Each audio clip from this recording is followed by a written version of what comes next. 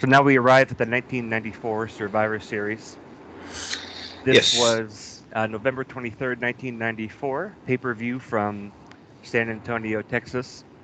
We had Vince McMahon and Gorilla Monsoon on commentary throughout the evening, Dressed as and cowboys. yep, they had some cowboy hats. They were hamming that up. I kind of like that. I kind of Yeah, like the era when they gave a shit enough to dress up, you know. yep, And I and got my monsoon oh, Heenan shirt. will you stop? It, That's awesome. I didn't know you had that. I ordered it recently. Oh, was I'm was that the I'm one you were talking about? yeah, I'm very happy with this shirt. That is awesome. um, yeah, But yeah, this uh, is a uh, good announced team. yeah. Gorilla and Vince were always very solid. Um, I also have started to realize since we have been going back, um, Vince was always a commentator. He was not the owner or the boss of the World Wrestling Federation. Um, Yeah, that's how he was presented for a long time. yeah, and he isn't on most of the pay-per-views, but he does do a lot of like All American Wrestling or Wrestling Challenge or uh, things like that kind of build up whatever event they were uh, advertising for. But yeah, Monsoon looked kind of at home with a bolo, and Yeah, I did notice at one point they had a lot of merchandise on their table. I didn't pick up on that. Yeah, there was like some shirts and everything. They had the monitors covered up with, uh, I guess mostly just shirts, and I think there were like some foam tag team belts there. But yeah, yeah, Vince and Gorilla were always very solid. Now, Yeah, they were a as solid team, and it's weird because it's like they're a good team, but like there's no like Lawler or Jesse or Heenan to kind of fuck with the straight guy. Like Vince and Monsoon are both kind of the straight guys, yeah, but it was good. yeah, I, I like these two as a team. yeah. And so, how did we kick off after we have uh, Cowboy Vince and Cowboy Gorilla? Well, they started with before anything happened some clips of the team captains giving their teams pep talks Yep. of the traditional Survivor Series elimination teams.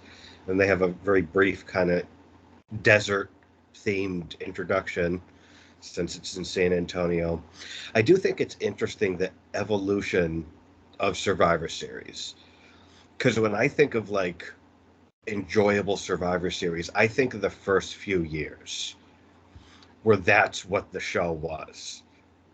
The Survivor Series teams, and then those matches kind of got phased out over the years where it's like in this era there's I believe three of those traditional Survivor Series elimination matches Yeah. with some title matches, and then you look at like nowadays and it's like there's maybe one, or Yeah. maybe like there's a male one and a female one, Yeah. and it's sort of like Team Raw versus Team SmackDown, and there's no real reason for them to be teams other than they all get either a blue or a red shirt, and there's no stakes. Although like, I was thinking about it, like there were never any stakes in those Yeah. traditional Survivor Series matches, Just and winning. even the old school ones, it's like let's take a bunch of heels and then put them against a bunch of baby faces. Nothing is at stake, but for some reason, maybe it's because I was a kid back then, I didn't care that there weren't any stakes. It was just fun. So like when I think of like fond Survivor Series memories, I think of the early ones. Yeah. Well, You know, the one I remember the most was Survivor Series '89, and we had that and the No Holds Barred pay-per-view and movie all on the same VHS tape. And that was back when they had like a 5 minute intermission, and so I would rewatch that a lot, going back to the late '80s and early '90s. And I was thinking about this last night. Like I had some closing thoughts that I jotted down, and this was always on Thanksgiving Eve. Yeah, that was And part of its deal. yeah, because you would have to be really, I don't know, even back then to go head to head with the NFL on Thanksgiving. No one's gonna, no one comes out on top then. But That's that just was on during the daytime, right? And this was on in the evening, presumably. yeah. Well, I mean, like And doing that it Thanksgiving Eve as opposed to Thanksgiving Day. right, yeah, and it makes sense too. Kids are off from school, because there's always a Thanksgiving break, so it makes sense. And it's not Christmas time yet, so if you nag your parents, they might have enough money to drop on it for you. Yeah. Um, but yeah, I like those early Thanksgivings. Like I always remember, like uh, Roddy's and Rude's Brood, and I remember Rude's promo, and that might have been on, I think, a tape, the tape you had, because I remember watching it with you, and it's like, Rick Rude cutting that promo about celebrating Thanksgiving the ravishing way, and it's Yeah. like, I want to celebrate Thanksgiving the ravishing way. Yep. Yep. I remember that quite fondly. Um, I bet his Thanksgivings were a lot different than mine back then. yeah. Yep. And then And now. I don't think I've ever celebrated Turkey Day the ravishing way. nope, pretty sure I haven't either. But yeah, and so I think that was a a good thing to note. Like the beginning of this, we had the team captains kind of pepping up their teams, but there really wasn't much bonding them together. Um, back a few years before this, you might have been able to intertwine some storylines together, but it was really just the novelty of the match. And something I heard Gorilla say quite a bit was, these guys are fighting for the winner's share of the purse. So Right. back when there was at least a uh, some type of perceived sense of competition, Well, where it's funny you mentioned that because there's a story that I've heard that has to do with um, Survivor Series payoffs involving this opening match. oh So, yeah. yeah, so we were in So San there was Antonio, something to what Texas. Monsoon said Maybe some for a shoot. backstage wagers. Yes. Yeah. Yes. No, no, not wagers, but I'll get there. But it has to do with this, man. Um, so yeah, the first match, and we've talked about the importance of the opening match on the card, and it's usually a tag match. And of course, this is Survivor Series, and um, we have the Teamsters consisting of Diesel, Sean, Jeff Jarrett, Owen, and the Anvil versus the babyface team named the Bad Guys,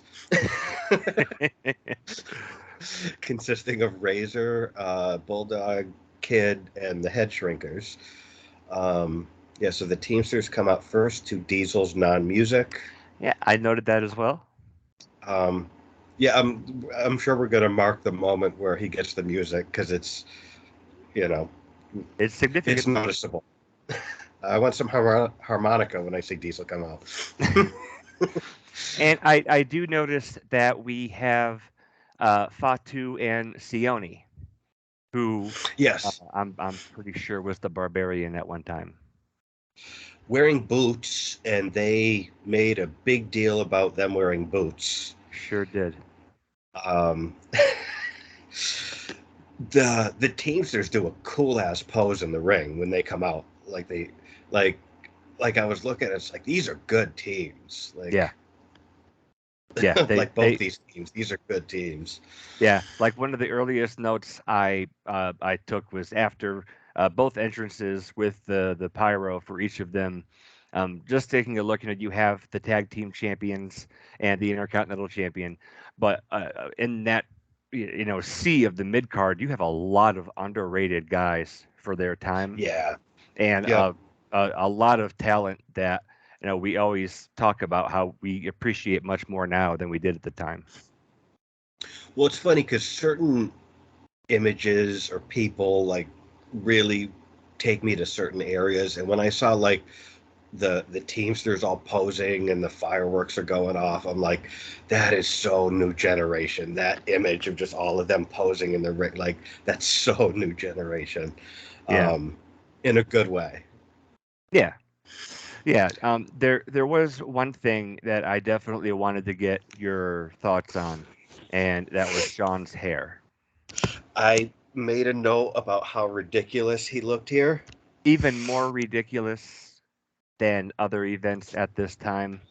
Yeah, even for Sean, um, because Sean didn't always, I feel like, kind of 96, once he's chasing the boyhood dream, is where Sean kind of gets his look down and kind of looked his best, kind of like from 96 until, you know, he retired. Yeah. Here, I was um, trying to put my finger on what it was like. He had a very long braid and like a Saved by the Bell haircut. It was, yeah, it was so short and puffy on top, and then it was, yeah, like a super long in the back with and it's braided, and yeah, he looked ridiculous here. he sure did. I I also made a note that on commentary, Vince made a point to correct Gorilla Monsoon about Shawn Michaels not being the captain of his team. Monsoon, I don't know if you caught that, but Monsoon um, implied that Shawn was the captain. Even in that opening little clip with the captains addressing their team, it was Shawn rallying the troops of his team. And Vince made a point to correct Monsoon on that Shawn Yeah, was not the captain of the team. that's right. And they did come out to Diesel's truck sound, and Yeah. and he was the first one out. Although Sean did a great little run in to get in front of them when they were coming down the aisle. Hmm. Um, I'm sure we'll talk a lot about the heavy-handedness of what they were building up with uh, the tag team champions in this match. Yeah. I also noticed. So they start off with Kid and Double J, and there's a big 1 2 3 chant. Yep, Like Kid is over here for sure. yep. Um, yeah, he does a stiff kick to Double J's face. Um, I was really excited. Owen tags in, and then he calls for Bulldog, and we get Owen and Bulldog, who could have a 5-star match in their sleep, blindfolded. Like, Yep. you There, get some really good chain wrestling here. yeah. I did have a couple notes on that. One of the first things I noticed though at the very beginning, I really liked Neidhart's tights here. I think the shade of pink and kind of exaggerated anvils all down the side. I don't know. It was a Yeah. cool little thing, and it was him and the kid who started it off, I think. And Oh, okay. the only reason I note that is that their timing seemed a little off, and I think Neidhart was supposed to shoulder block the kid, and they kind of just danced with each other, and kid fell down, and Anvil looks at him, and then looks Oh, over, yes, that's right. and he I looks did at, he goes, notice that. "Whoops." And I just kind of got a kick out of that. And then yeah, we see Owen and Davey come in, and Davey just looked just enormous. I mean, Yeah. Yeah, unbelievable. yeah. And then I think we see one of the earliest instances of him doing his front handspring, getting up. Yeah.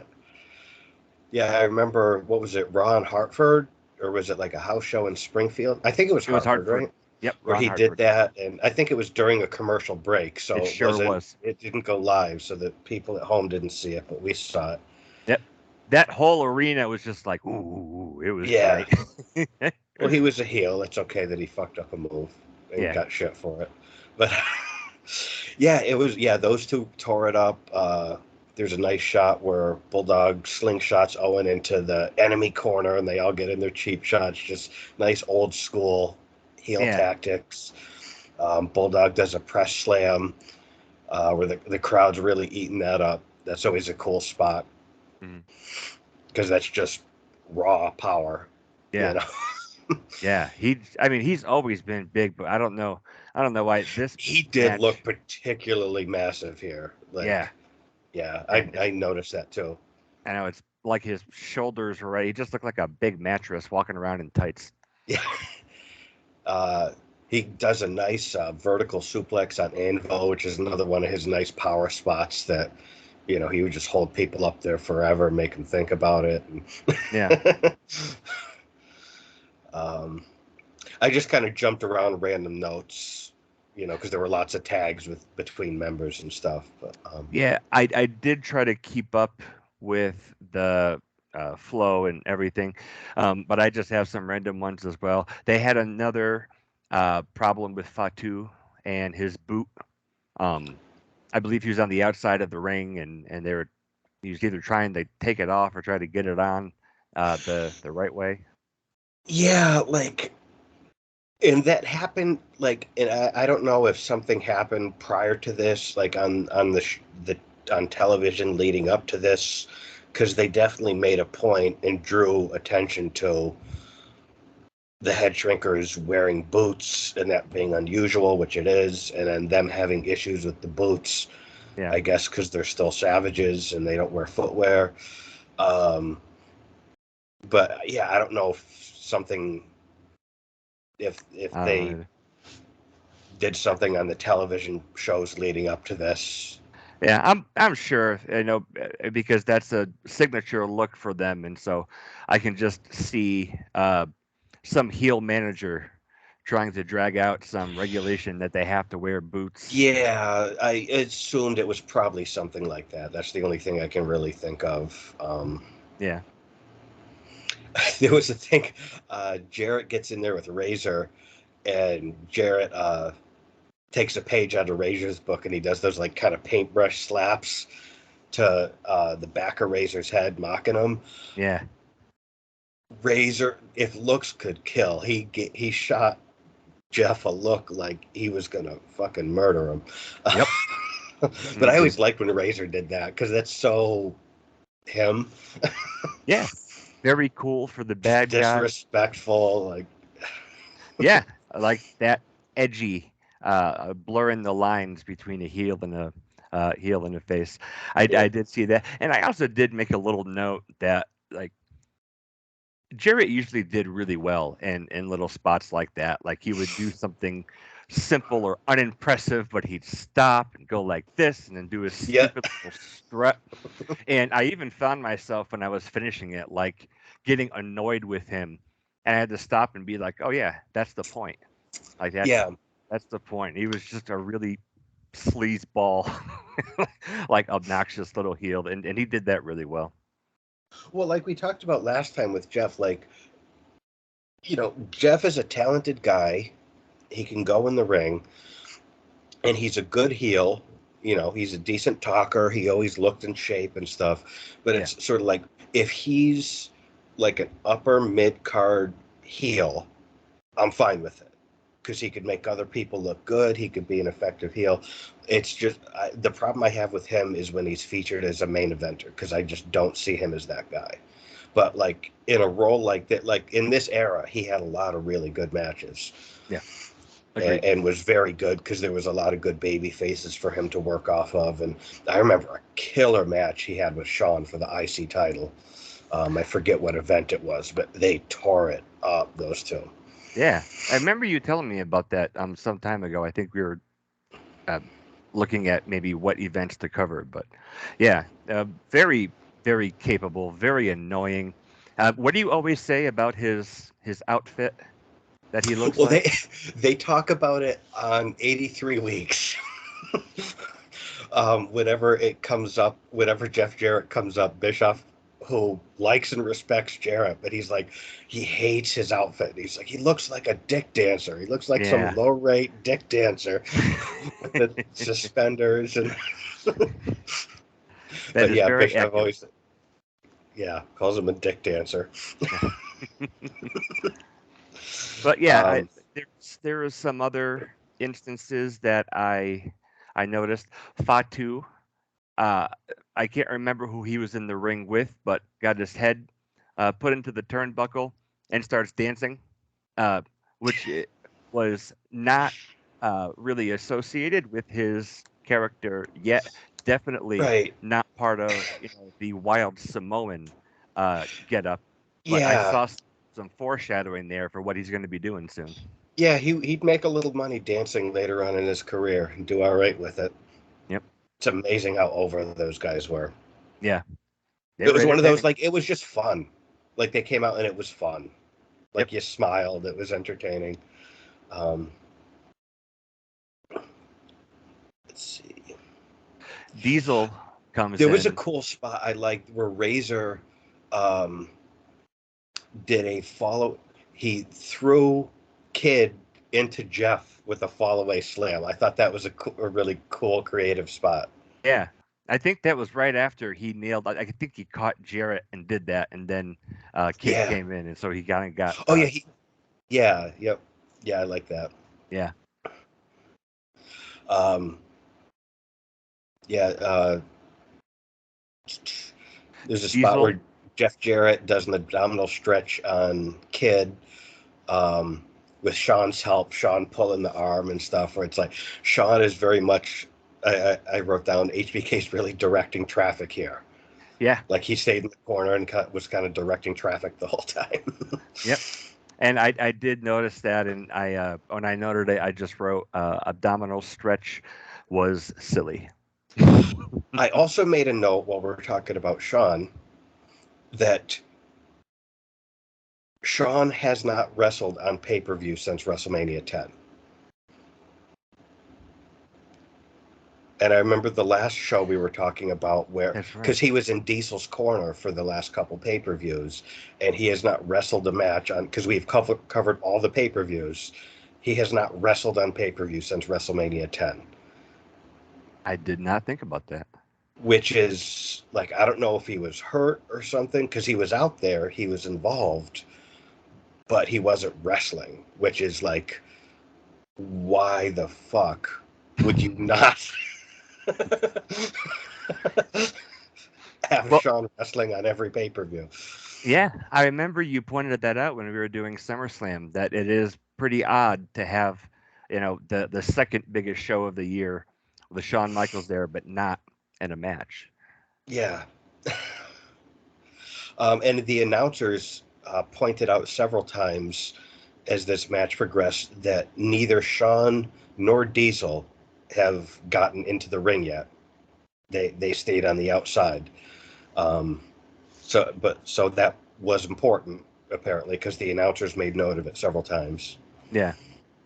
Well, and then when Diesel does get in there, we've had kind of a log jam for a while, a couple cool spots, but neither team could really get the edge on the other one. The first thing I saw Diesel do was pick up the Kid off his back by his neck, jack him up in the air, and then just hold him there.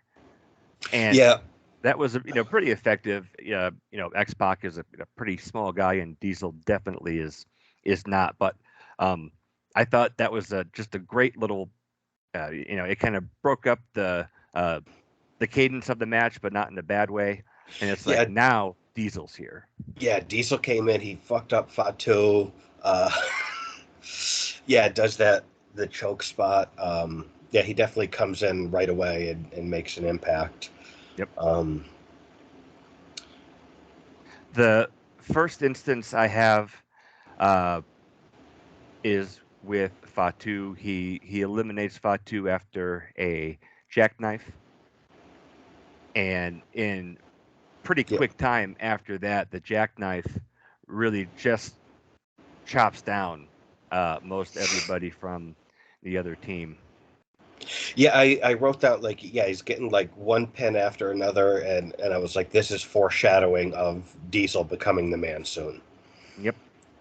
Because I know Vince kind of um, we talked about. I think it was the '94 Rumble where Vince really falls in love with Diesel, and he's been he had a title shot with Brett recently, and they put in the time, had a really good match, and so this is it's coming. Yeah. Yep. And Um, and and this was a great match and a great spot in this match as him as tag team champion to show that, when he's put in there with, like I had said earlier on, it's a great, solid mid card of very underappreciated but very talented guys. And Diesel definitely sets himself apart by getting in there and just demolishing the other team. Yeah, he comes and gets 3 pins in a row. He does a big boot to Bulldog and knocks him on the outside. And I made a note that on the outside, Kid is just selling like he's dead. Like, Yeah. like there might as well have been a chalk outline around his body the way he was just selling on the outside like he was dead, which I appreciate. Yeah. Yep. And with Bulldog going out, this is where I started to be pretty critical of how the match was going.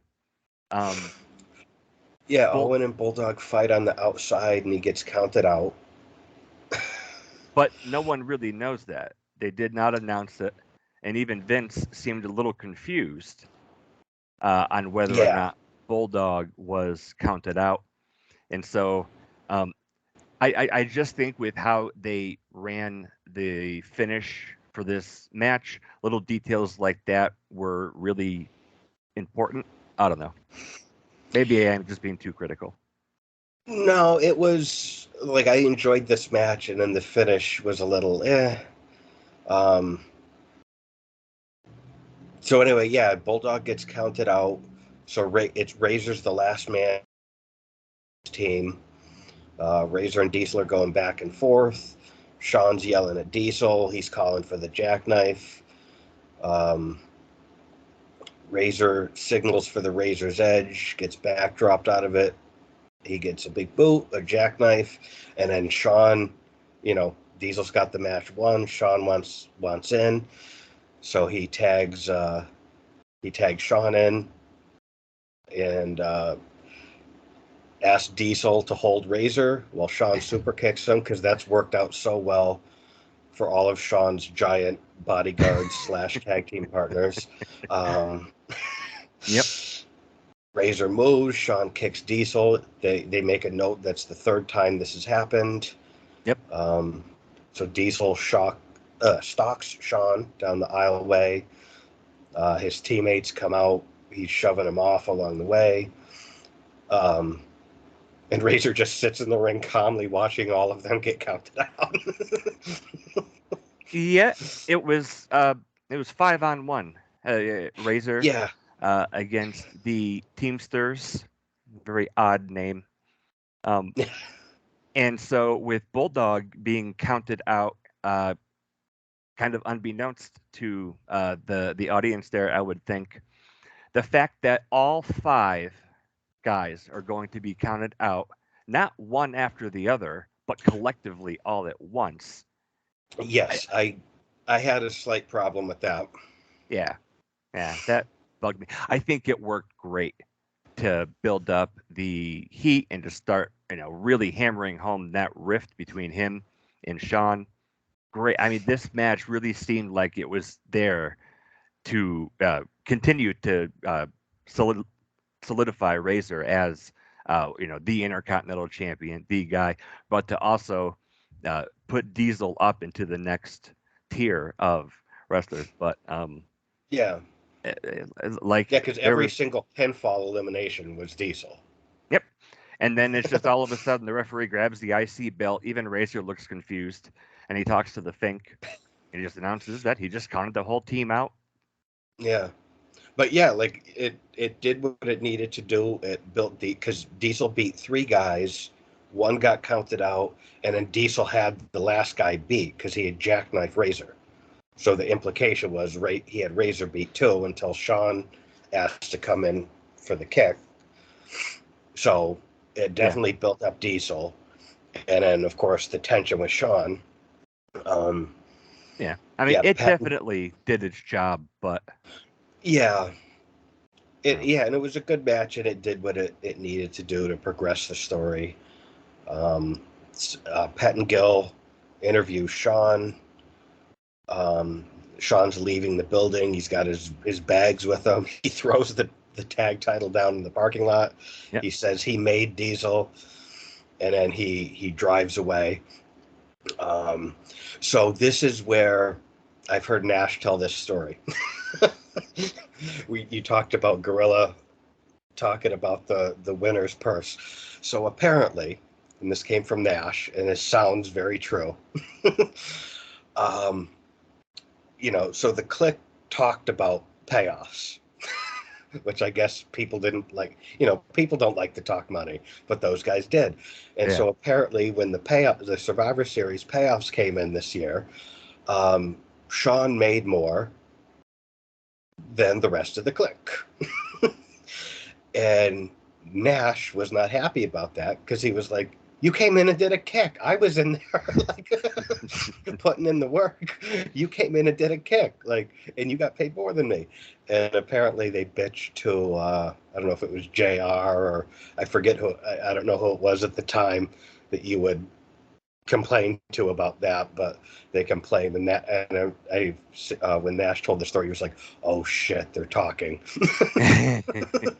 They're talking about what they're making. And I think like Nash and Razor and all those guys got a pay bump because Sean got paid more than the rest of them, and he did. He came in and he did a kick. Yep. That is true. And if Diesel is getting that bump up to the next tier for world champion, you're gonna have to start talking money Yeah, at that point anyway. yeah. So it was a good opener. It furthered the story, and of course, we both know we're going with this soon, so it did what it needed to do. Yeah, And that was my closing thoughts on the match too. That um, Diesel needed to be put over as a monster, very very effective with its point in that, and to start splitting the tag team champions for that. So it definitely accomplished the backstage purpose of putting the match together. But and I was not a fan of how the finish was executed. yeah, I just don't like because yeah, when you think about it logically, whoever the legal man is would get counted out. Yep. So the legal man was Diesel. So Diesel's chasing Sean. Diesel certainly was out there long enough. He was out there for more than the 10 count. So he should have gotten counted out. And then, like, why did the other four, why did the other guys go down too? Like, Yeah. Because you can only count out the legal man logically. But wrestling does things like that when it suits the story they're trying to tell. So Yeah. I noticed it. I wasn't crazy about it, but I didn't lose sleep over it. Yeah. Up next, we have the Royal Family versus Clowns R Us. This is so 1994. Yeah. It really. So, Doink and some little people versus Jerry Lawler and some little people. The very first thing I wrote down was, I don't want to be cynical, but Vince really seemed into this match.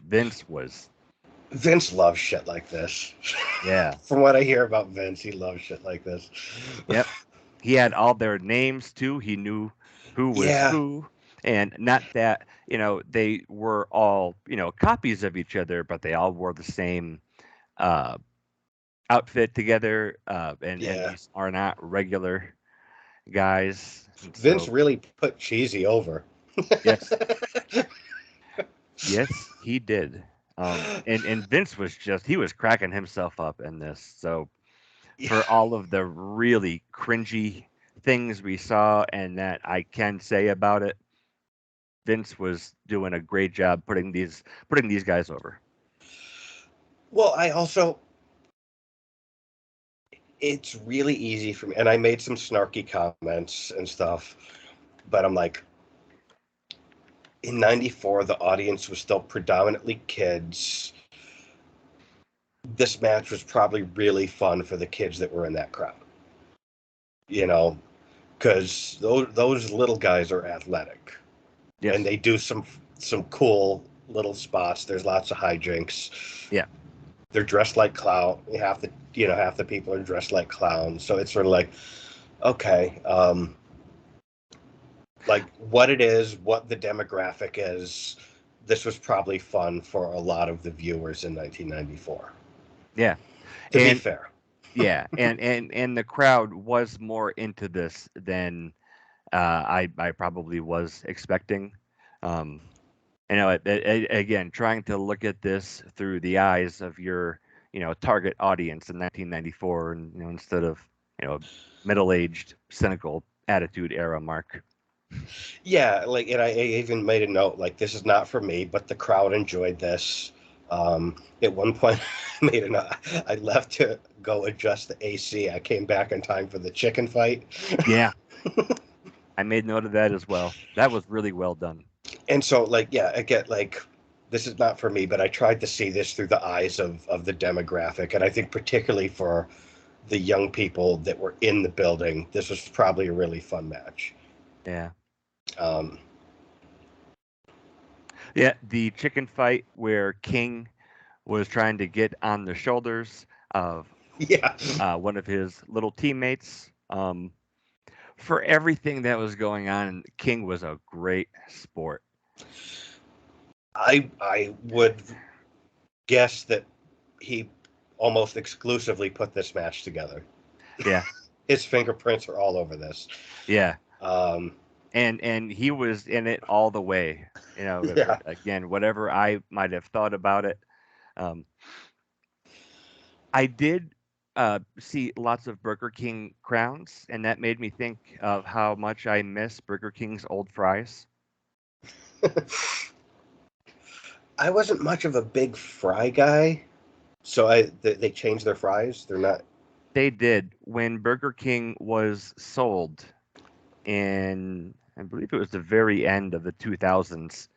They got rid of their chicken tenders and they got uh, a different style of fry. Like instead of the skinny shoestring like McDonald's, that had a very distinct taste from McDonald's.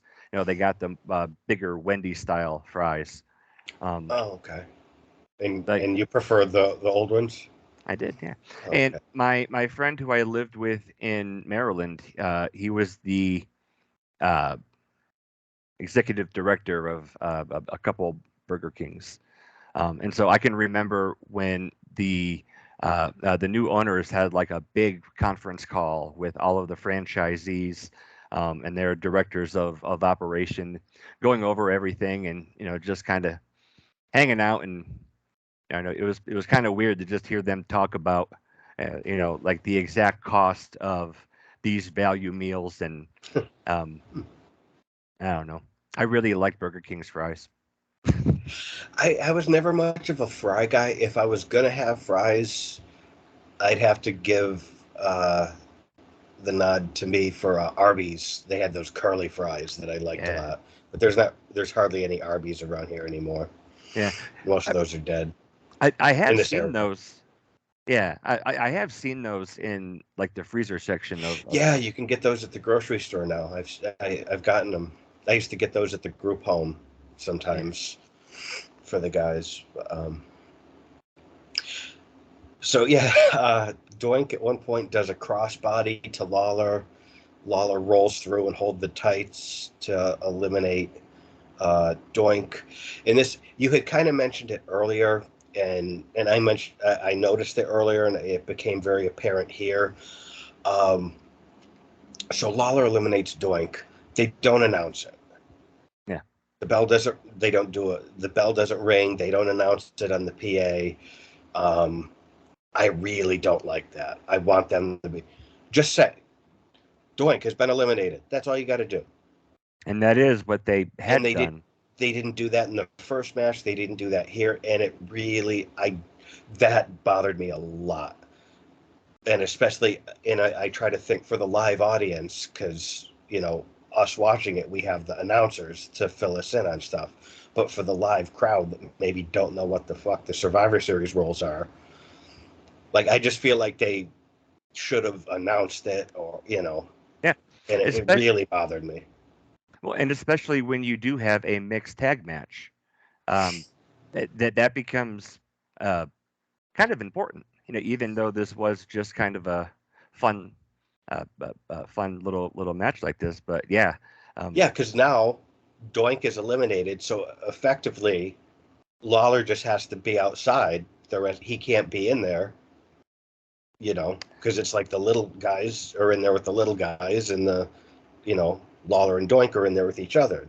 They yeah, they can't mix that up, and so Lawler effectively, they even said it on commentary. He effectively eliminated himself from the match too, yeah. because he can't legally be in there anymore. Um, Yep.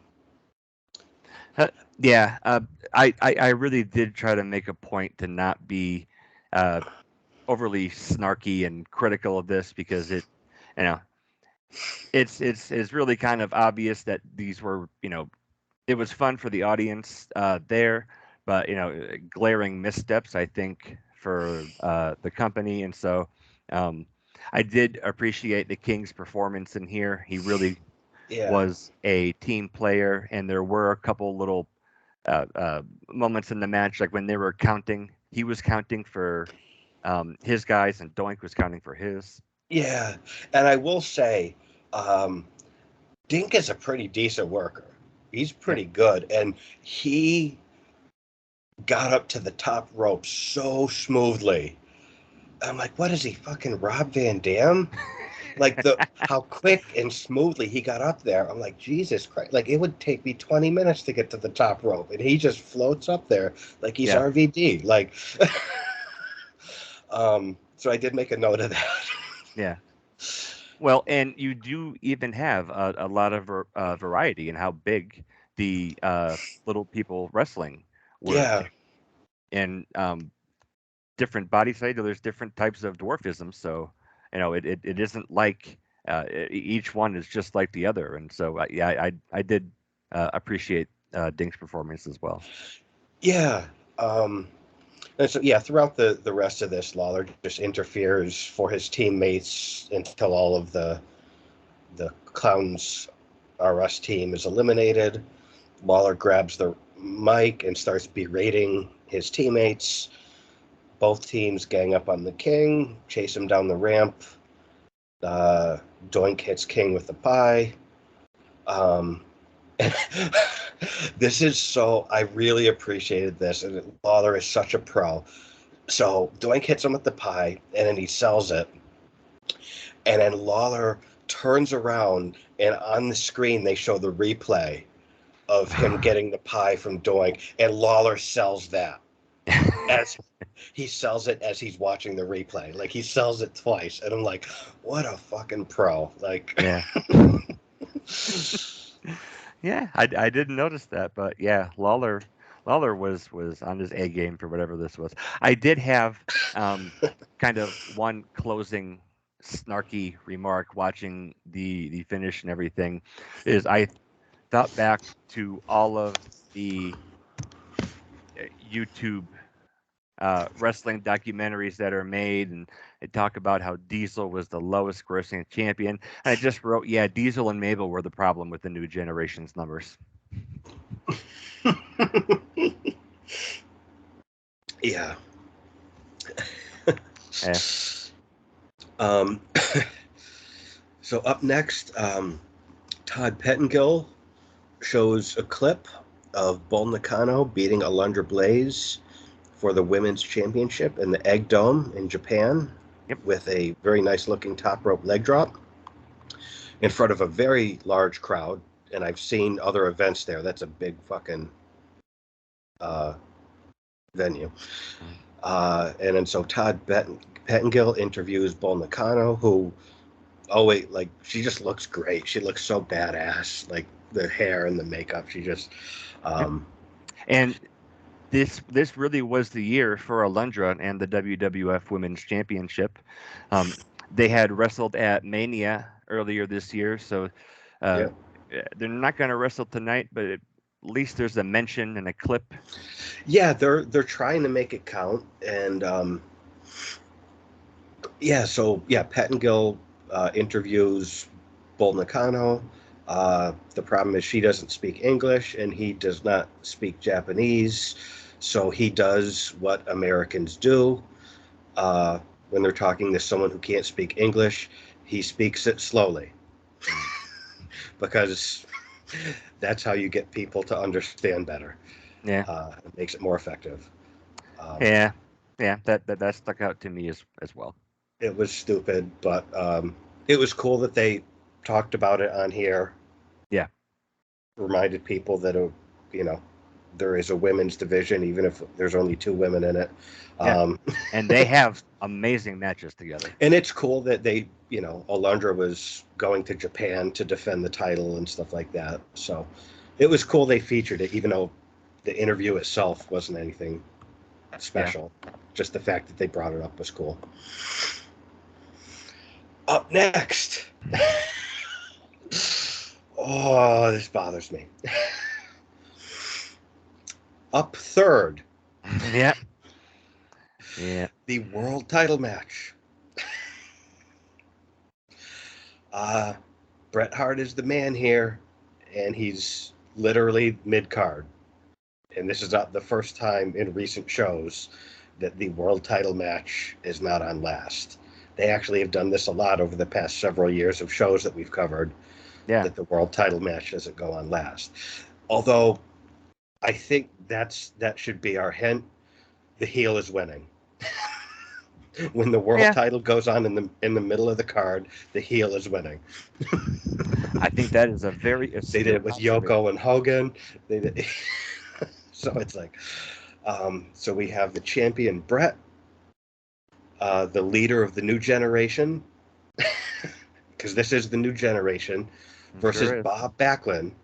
This is the new generation. I want to remind you, against Bob Backlund in a submission match on fucking third. Um, this is an era And where they were doing a lot of silly shit with Taker, and they always put it on last. that is true as and well. and Brett's on in the middle of the card as the world champion. Really Yeah. bothered me, but And they mentioned, I believe Bob Backlund was 45 at this time. that is what they said. Yes, Yeah. um, and I have no issues with Bob Backlund, Yeah. but this going on third is offensive to me. And the only thing I can think of is that Backlund wins, and they want to send the people home happy, and that doesn't happen if a heel beats the beloved babyface champion on Hey, last. yeah. That's the only thing I can think of why they put this there. But it's still offensive to me Yeah. that a world title match goes on third. Um, but silly shit with Taker goes on last every time. Well, I uh, mean, he's either going up to heaven, having a mirror match like in Mortal Kombat. right. And I even made a note like, it's sad that I've come to expect a Bret Hart match being in the middle of a card in this era. Like, that's sad. Yeah. Because even Bret and Diesel didn't go on last. The world That's right. title match with Bret and Diesel, they didn't go on last because Undertaker had to wrestle Undertaker. Yeah. That's Um, right. so yeah, it just bothers me.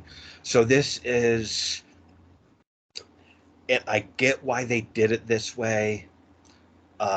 It is a submission match wherein if either of the competitors submit, it doesn't fucking matter because the match is won and lost by the corner man throwing in the towel. So uh, I don't like that stipulation because the two competitors have no control over who wins or loses. Bret has Yeah. someone in the sharpshooter. If Bret had Backlund in the sharpshooter and Backlund is screaming and tapping and begging for mercy, the match doesn't stop unless his corner man throws in the towel. Yeah. So so the outcome is completely out of both competitors' hands. I did a lot of mulling over during this match. trying to appreciate it for what it was and be critical of that. Um, there were a lot of moving parts building up to this match, and a lot of moving parts during it. And so I really did try to think of what they were trying to accomplish with this, and if it was really worth everything that's going on. There's things I like about it and things I don't. So we have so Owen accompanies Backlund, is Backlund's cornerman, and Davey accompanies Brett as his cornerman. The thing that I really liked about this is the backstory of how Backlund lost his title. Yes. And this is a callback to that. I really did like that. Yeah. That Where the worked. towel was thrown in when he never submitted. Right. And the announcers mention about how Backlund lost the title exactly the same way Brett's about to lose his title. But I do like that they did that nod to that, what was it, Blassie threw in the towel for Backlund while Backlund was in the camel clutch because Backlund didn't want to do the job to Hogan. Yeah. Um, Well, and with everything that had gone on in the first match with Shawn and Diesel, um, this does a really good job of letting Bob be a transitional champion. It accomplishes what it sets out to do, but when Brett won his first world title, it was at a house show that was not live. Diesel's going to take the title off of Backlund in record time at a house show. yeah. And so I just, it was a different era, but Yeah. Stu and Helen are in the crowd. They show Stu and Helen many times throughout this match because they're going to play an integral part in the finish. I know you must have noticed this because it stuck out for me like a sore thumb. When Brett comes out, Brett is wearing like basically a medallion of himself. I don't believe I've ever seen Brett wear that before. That couldn't have gotten past you. Did you notice that? Yeah. Okay, I was gonna say I'm like, there's no way that got past Chad that he's wearing like Yeah, like a little figure of himself around his neck, which he gave away to a fan in the crowd. But and they had to have been selling that at the concession yeah, stand. that must have been a new thing that they started selling at that time. Yeah, because Brett never did really silly stuff, and so giving away his glasses is a part of it. If he got a new figure or a talisman of himself or something, and like there had to be either some meaning to that or some purpose that gets being sold at the concession stands or in the new catalog. But yeah, no, I was aware of that. Yeah, so again, like this stipulation, I love the backstory with Backlund and how he lost his. I believe it was the second longest title reign in company history. I believe when he lost to the Sheik. Yeah, I believe it was second to San Martino. Yeah, because he won it in '78, and so what? That it was '83 when he lost. 83 or 84, I think. Yeah, something like that. But yeah, I know it was, I think second only to San Martino as far as the length of title reign. Yeah. It makes me think of, I don't know if you've ever seen Mick Foley's Hall of Fame induction speech, but Mick Foley got inducted the same year as both Backlund and San Martino. And Mick Foley was talking about how amazing his class was. And he was like, collectively, between me, Backlund, and San Martino, we've held the world title for however many days. And then he breaks down how many days it was. And he was like, San Martino held it for a total of 27 years. Backlund held it for a total of, 18 years. I held it for 45 days. Like, Yeah. but so Yeah. I really love this stipulation as kind of a nod to that, but I really hate that the control of the match is in other people besides the two competitors. And I think it's especially weird because it's a submission match where both people have submission finishers. Yeah. So you could have just had this as a straight submission match because they both have submission finishers. Yep. Um, It was 1978 to 1983 for Backlund. okay, yeah, so like a 5-year title reign. Yeah. That is a lot. Yeah. Even back in those days, that was impressive. Yeah. Um, I made another note. We talked about it earlier, but I made a second note. I was like, Bulldog looks massive even for him. Yeah. Yep. um, We both had noticed that during this card. yeah. Um, so yeah, I mean, we get solid back and forth wrestling here to start off with. Um, very kind of fundamentals. I know this kind of comeback for Backlund is weird, and I've heard a lot of people who work with Bob at this time complain about it because of the styles clash. And I really do think that like there's not a ton of people on the roster at this time that could have worked Backlund's style, Yeah. but Brett is one of them. Yeah. Like I feel Yeah. like Jarrett could have worked with Backlund. I don't know if they ever worked together, but I feel like Jarrett could have.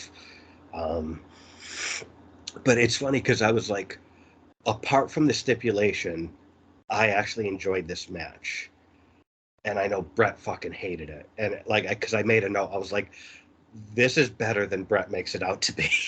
Yeah. Because I know Brett fucking hated this. Yeah. After wading through all of the silliness and cringy uh, stipulations and everything, um, the match started off at a very nice, easy pace. It did seem like that they were just a little bit out of sync on a couple spots. Nothing egregious, but um, so when Brett came out, wow, was Brett still over Mm-hmm. here? Oh, yeah. And then they were talking about the hotline, and I remember I called the hotline once. Did you get your parents' permission? Absolutely not. And They say, Chad, they explicitly say get mom and dad's permission. uh, I could picture you running that by Bruce. Oh well, and a few years before this, I had ran up calling the Nintendo hotline. my Hundreds of dollars on there. Hundreds. Um, but I can't remember why. It was when JR was running it, and I think this was years after. Um, something had happened, I don't know, during a pay per view or on Raw or whatever, and I wanted to find out what, and so I remember called, and it took like 10 minutes, but I think that's a rite of passage for every kid in our generation that we had to call some sort of dumbass hotline and rack up a huge bill that we get in trouble for later. yeah, yeah, almost all kids uh, up in the '90s had done that, so. Um, Another thing that I had noticed was, well, I've really enjoyed Brett's paint splatter tights, and Yeah. here he had ones that were pretty similar to Anvil's, just a very very vibrant color of pink. Yeah. Looked really good. Um, Stu and Helen looked ancient. I mean, wow, were they old? um, and I also thought that another thing that stuck out in 1994 was that here's another pay-per-view just overflowing with people from the Hart family. Mm-hmm. Yeah. Um, uh, Stu and Helen are involved again. Anvil, Bulldog, Owen. Julie Um, and the kids are there. Yeah. That's wife and kids. I noticed they're in the cheap seats. They're not up front with Stu and Helen. Yeah. They're like Well, watching from like a little, like they're not up front. yeah, like they had their own little booth, and Yeah, I wondered if that was so uh, they had to involve Stu and Helen at that point because all of yeah. Brett's other family was too far back. Well, I think a lot of it is like Julie wasn't a heart by birth, so she probably had no interest in being involved in the story. Like people who do have heart blood running through their veins, like they all want to be involved. Yep. And Julie probably didn't give a shit. Yeah. Um, Um, Backlund does the nicest drop toe hold I've ever seen early in this match. I don't know if you noticed it, but it's like mm, it's such a simple move, and I've seen it done so many times. And Backlund, something about a drop toe hold, his drop toe hold really stood out, and I was like, wow, that's how it should be done. Like, yep. I mean, you have guys who are very solidly from different eras, but and you were talking about this earlier. I really think as a whole the match does does hold up. Um, the match itself, I enjoyed a great deal from bell to bell. I really liked the match. I just didn't like the stipulation. I get why they did it, but I didn't like it. yeah. There was one moment where somebody had a potty mouth, and uh, there was something that was bleeped out. I think Owen was on the outside, and Brett was above him. I think they were talking to each other, but I just noticed that there was some word that had gotten bleeped out, and I wasn't even sure who it was from. But somebody had a potty mouth. I didn't even notice that. Hmm. Yeah. So, not surprisingly, this is, even for a new generation guy, Brett had that old school mentality, and then Backlund's old school. So, um, not surprised. Backlund's working over the arm and the shoulder of Brett to soften him up for his finish. Brett does a really good job of avoiding and putting over the chicken wing as a threat that he does not want to be put in. Yeah. Um, I also made a note that back Backlund is a lot like Flair, where it's like he's always in fantastic shape, but his body doesn't reflect that. Yeah. Like you always hear about like Backlund, the way he trained, and he trains like a fucking maniac, but he doesn't have the body to reflect that. And like Flair too. Like Flair was, I'm the 60-minute man. I'm doing 60 minutes every night, but he never had a body. But Flair drank, so that made sense why he didn't have a body. But Backlund, I don't believe he was a partier. But it was like Yeah. you always hear about the conditioning that those two guys have, but then their bodies, they just look like dudes. Yeah. Like they don't look like anything special. Yep. And that was probably a win for Vince at this time with the steroid uh, trial going on. Yeah. I also made a note here that the referee doesn't even need to be in the ring. Yep.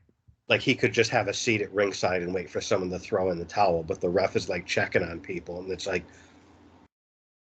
you can see a towel get thrown into the ring from ringside. Take a seat. Like you don't need to. Yeah. There was one moment where I think Backlund went for a cover early on. Um, and Vince was geared up too. It's like, oh, we have a cover. There's this big Vince excitement over somebody getting a cover, and then they just kind of quickly realized that. Yeah. Well, I mean that's Yeah, that was it bound it, to it happen for something a match like this. yeah, like it wasn't anything that was stuck out too much, but just paying attention to the type of match it was. Um, there's there. So we are getting into the part where the match is going to go into its final stage. I have a lot of notes for the end of this match. Yeah. So I did make a note that the the figure four spot goes on for a while. And again, it's just very simple, basic, but effective storytelling where, Backlund does the cross face, so he's working Brett's arm and shoulder. Brett does the sharpshooter, he's working Backlund's leg. I made a note, like, this style and pace is not for everyone, but I dug it. Like, I did enjoy this match. Yeah. From bell to bell. There were some spots where when we were getting to go into the submission at the end, some really good stiff shots were thrown, and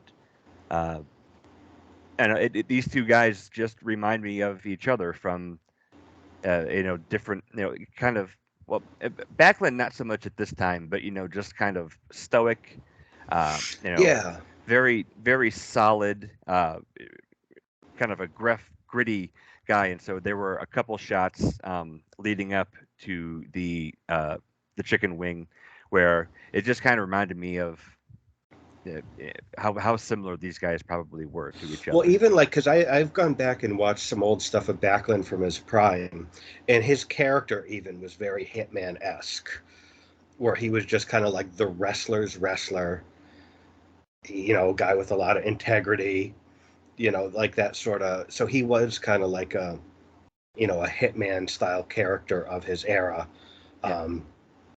It's interesting. I did make a note because at one point, Backlund gets the crossface on Brett. Brett immediately gets to the ropes, and then Backlund does like a junkyard dog style headbutt where he's on his hands and knees and does like a JYD style headbutt to Brett while he's on all fours. Oh, I didn't notice that. And I was like, that's a JYD headbutt. Yeah. But yeah, and then like Brett turns it around. He's building, kind of vintage Hitman, the stuff he does setting up for the sharpshooter. Gets him in it, and then Owen and Bulldog do it like they're chasing around. They distract the ref, and Owen breaks it up. And wow, did that crowd boo. Yeah. When Owen was able to get the ref onto Bulldog and then come in, man, that crowd was not happy. Yeah. And then breaks up the sharpshooter. Davey charges Owen on the outside of the ring. He trips into the steps and gets knocked out. And I had mentioned something earlier about Kit in the first match with Kid selling on the outside of the ring like he was dead. Well, Bulldog... he did him one better. And Bulldog trips into the steps, knocks himself out for about 45 minutes. Yep. So I think this is... I did make it out. So I think Brett swears at Owen. Okay, yeah. And that's what gets bleeped out. Okay. Because Owen broke up the sharpshooter. So that's what the bleep was Brett cursing out Owen. And that's where Backlund gets in the crossface. Brett does a really good job of trying to like escape it, avoid it, get out of, and then meanwhile Backlund's trying to like get him in the body scissors. Brett's fighting it. So it's very believable. Yeah. With these two, that is not surprising. Yeah. Brett looked very pitiful the whole time, in a good way, while he was in the crossface. I did start a stopwatch. It was over 9 minutes. Okay. I was wondering how long he was actually in it, so I'm glad that you actually... Well, I know that it was for probably an excessive long time, and so it was solidly over 9 minutes. Okay. And I did have a lot of observations throughout that time. I don't know if there was anything that really jumped out at you. Most of my notes we haven't even gotten to yet. So most of the notes are after he locks on the crossface. And Owen puts up quite a performance for the remainder of this match as well. Like Owen's Um, he's trying to revive Davey. He's apologizing to Brett. He's acting concerned. And Brett keeps like I like with Brett where it's sort of like you think he's down and out, and then he tries to fight back up, and then he just can't get out of it, and he goes back to. So there's like a couple like, oh, he's gonna come on, Brett, like and he gives you kind of the hope spot, and then can't get out of it and goes back down, and I like that. Yeah. And then Backlund cinches it in completely. Vince says that if Brett were to pass out, then the referee must stop the match. And we would see Brett in another submission match in a couple years where that ended up being the case. And so I did not hear Vince say that because that was something where I was like, take out the towel thing. The ref would have stopped the match a long fucking time ago. yeah. Because it's sort of like, okay, he's in the hole. He's trying to fight out. He can't. He's stuck. Stop the match. I just think, JR, well, someone stop the damn match. Like any other stipulation of match, the ref would have just stopped it a long time before this. Yep. Yeah, Vince did say that. I did not catch Vince say that. So that's okay. I don't know why that didn't happen then. Well, I know why it didn't happen, but logically, the ref would have stopped it before the towel got thrown in. But Owen starts crying, and I like on commentary, this is the real Owen. Because Owen, he's got a heart. He's, he feels bad about this. This is the real Owen. Owen goes over to Stu and Helen. He's telling Helen he never meant for this to happen. I made a note. It must be really hard for Owen to not be funny here. Yeah. Because Owen kind of can't not be funny. And this is a very long spot. And it must be, because, so it must have been hard for Owen to keep serious for this long. Yeah, Owen, I wrote down Owen is sad. Vince's comment, this is the real Owen Hart. This is the true Owen Hart. Yeah. Every time they did go back to Brett in the crossface chicken wing, he looked like there's a little, like his face was all discolored. There's a little spot of blood.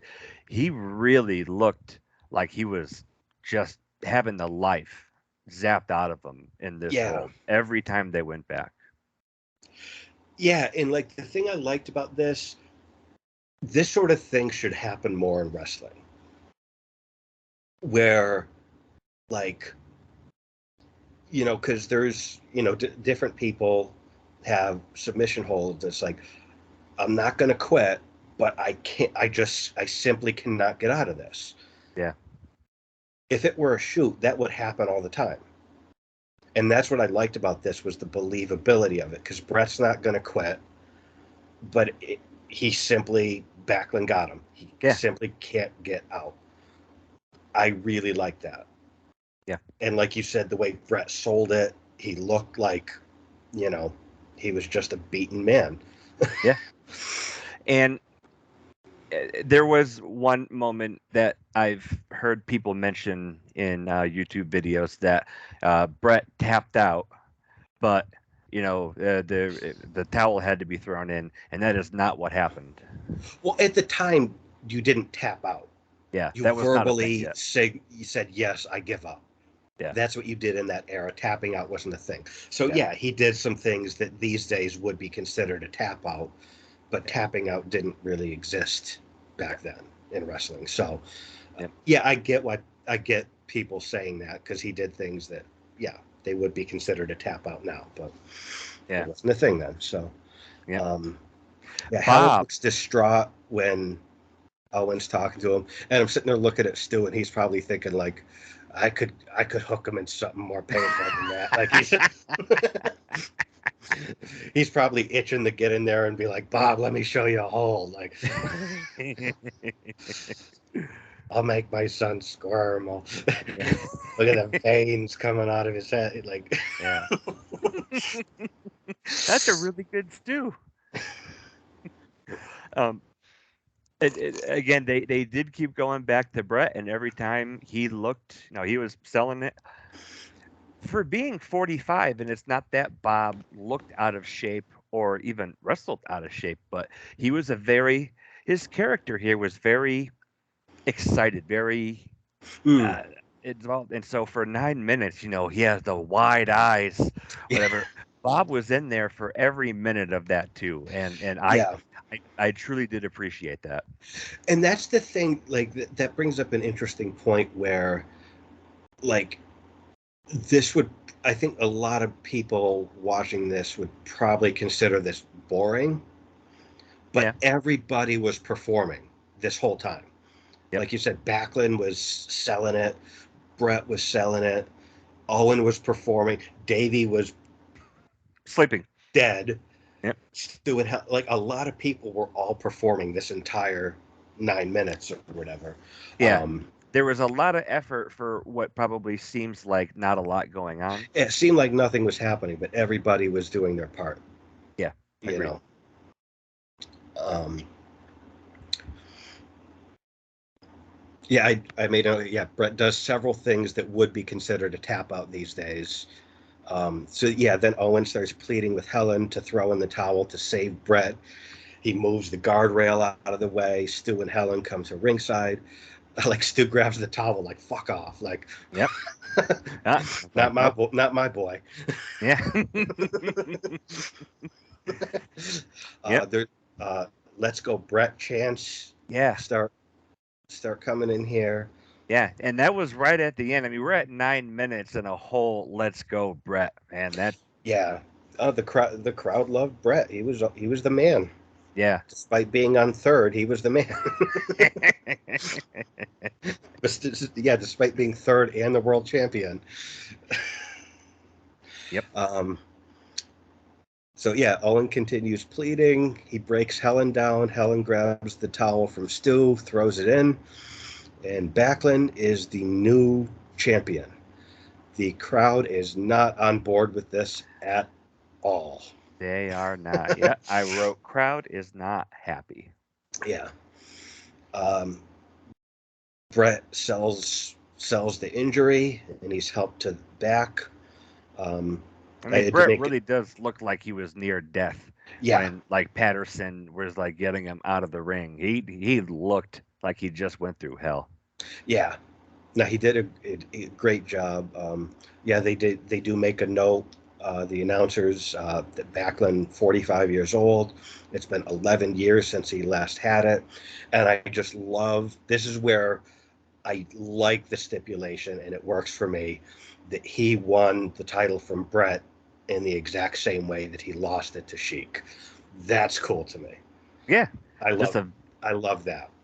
yeah, there's a nice little callback to, one of the more significant points in Bob's career and Yeah, because that was really the end of an era when Backlund lost it to Sheik, and because then Sheik was the guy holding it to create Hulkamania, to pass it on to Hogan. So really, that was like the end of the Vince Senior era, yep, with Sheik beating Backlund. yep, That was when Vince Senior's era was kind of R.I.P. yep. Um, Vince even, and I like Vince's. This is the new generation. We got That's a right, Vince. 45-year-old champion. Um, well, you booked it, but I Yep. like that Vince kind of sold that. Um, There was one moment where Backlund was in character the whole time too. oh yeah, he's a Uh, pro. yeah, He's not gonna. yeah, there was not like one crack in his performance. It was great. Yeah, Um, Brett is being helped down the aisle, and they show, I believe, Backlund being awarded the belt in the ring, and Brett sees it, and he turns around and he starts heading back towards the ring. Like he's gonna go back there, and it's like no, no, no, and Pat and whoever else was there kind of grab him to almost hold him back. That after everything that just happened, he sees Bob getting that title, and he's like, nope, nope, I'm yeah, gonna go. What and a it's sort fighting of champion! yeah, and it's sort of like at WrestleMania 12 when Brett's leaving. And he looks up Yeah, at the screen, and you can see him watching Sean celebrate on the screen. that's right. Um, and again, it's almost like what Lawler did when he gets earlier in the show. He gets the pie in the face, Yeah, and then he turns around and he's leaving, and he's looking at the replay of him getting the pie in the face, and he's selling it like he's upset. Where it's like that's a pro move. Like, yeah, you're watching what's on the screen as you're leaving, and sell it. yeah. You're absolutely right. Um, So we have Pettengill interviews Owen. Um, Owen's gloating. Um, what a little snake. yeah. This was a great little heel promo. Ha Oh ha, yeah. I fooled you. Yep. Another pro. This was what a little snake. Yeah. Absolutely. And it's like I disagree with Brett. I really like this match. Yeah. The main problem I had with this match is that the two with this stipulation with throwing in the towel, that the two wrestlers in the ring don't have control over the outcome. If I take that out of it, I really enjoyed this. Yeah. Yep. And it's also like there's, we've talked about the storytelling in over the last couple years of the shows that we've covered here.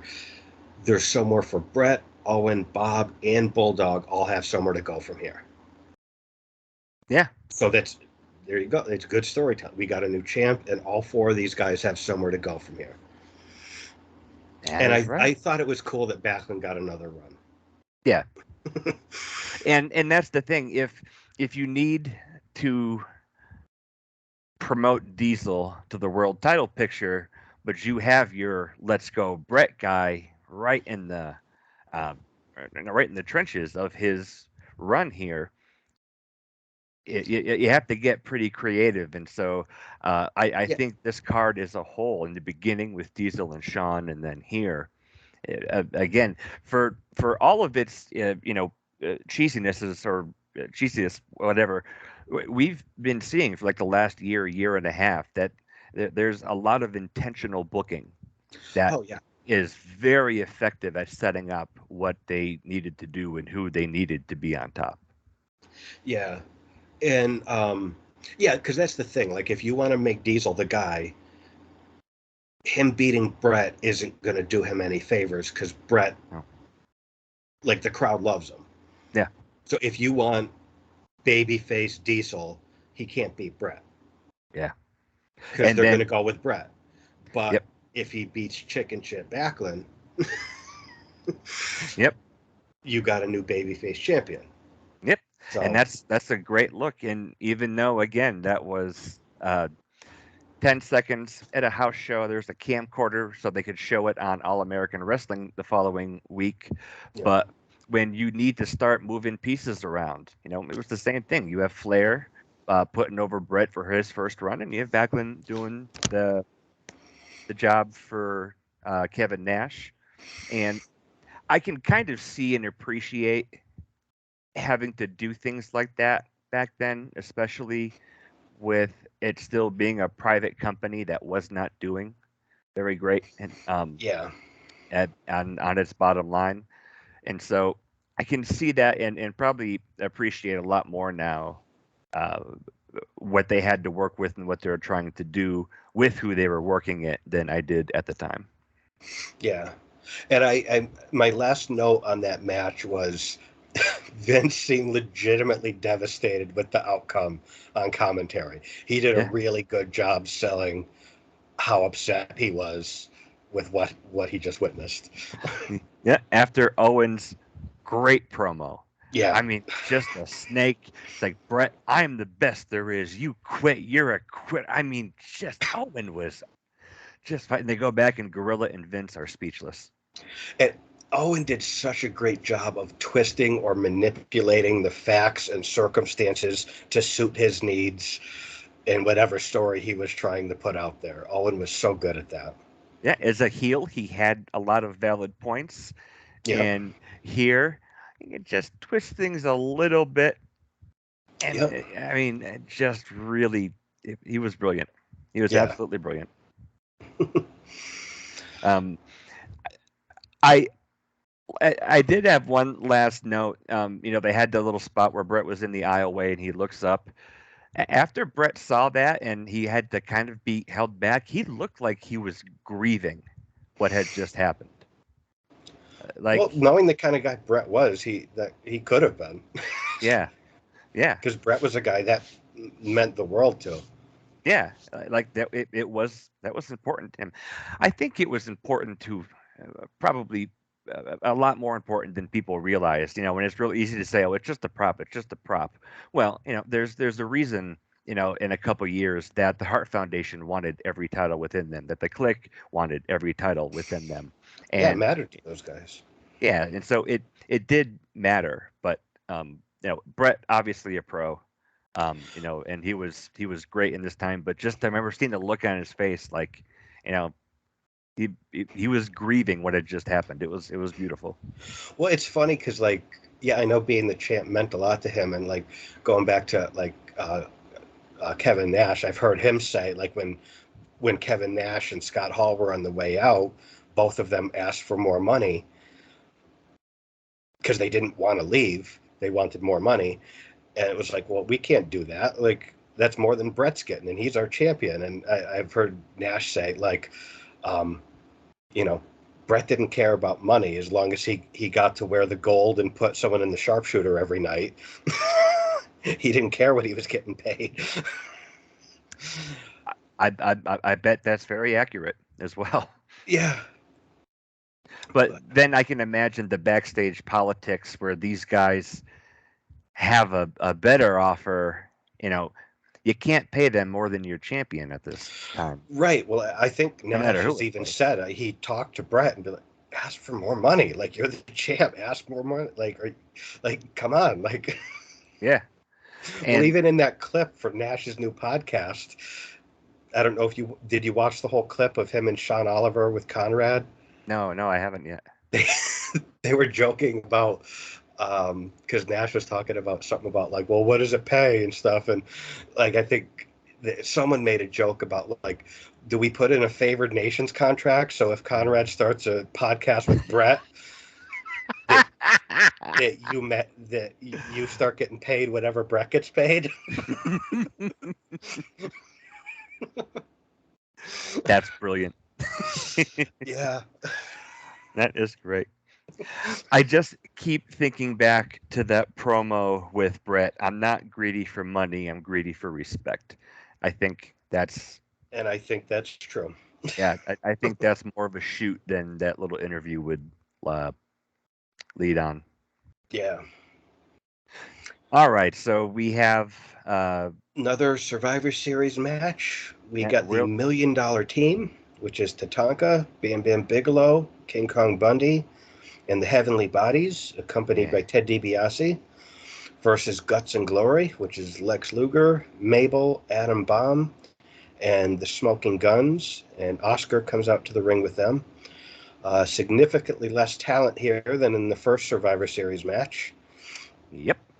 And we get to see Lex and Tatanka cross paths again because I've enjoyed that every time that's happened, which is like every fucking show in this era.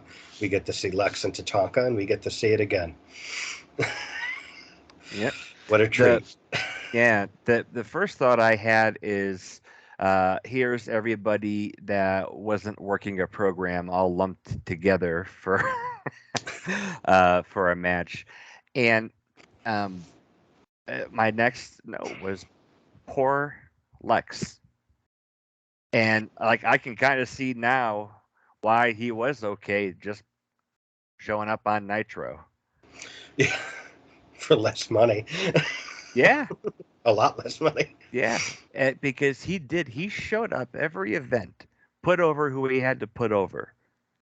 Never hear anything, about dirty backstage politics or in any kind of shenanigans with him. And USA, USA, USA, and he was almost well, he was co-headlining WrestleMania. Yeah. earlier in the year, and now here he is rounding out the night um, with everybody who didn't have a program. I mean, that's got to be weird for him because they bring him in and it's sort of like, we're going to shoot you to the moon. You're going to be the guy. And then they try and it doesn't work. And they're like, all right, we're going with Brett. This experiment failed. And everyone knows it, including Lex. And it's sort of like, okay, now we're pushing you down the card. Well, actually, no, he went on after the champ. So, I mean, um, You are absolutely correct. but it's got to be weird to sort of be like, Lex knows the experiment failed. He knows it's this or worse from here on out. And he's just got to go with it because he's under contract. Yeah, and like not only is it this or worse, it's so obvious here they don't have anything for him. I mean, he's feuding with Tatanka. And the thing, Tatanka deserves better. Yes. Like we were talking in the last show about, like, Tatanka would have been a guy, I could have seen him as an IC champ.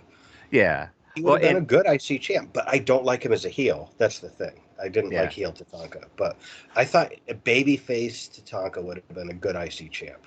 Well, who did you say said that in one of their podcasts that Native American Tatanka and Made in the USA Lex Luger could have had a very interesting program, um, going back to like colonial USA. I said that.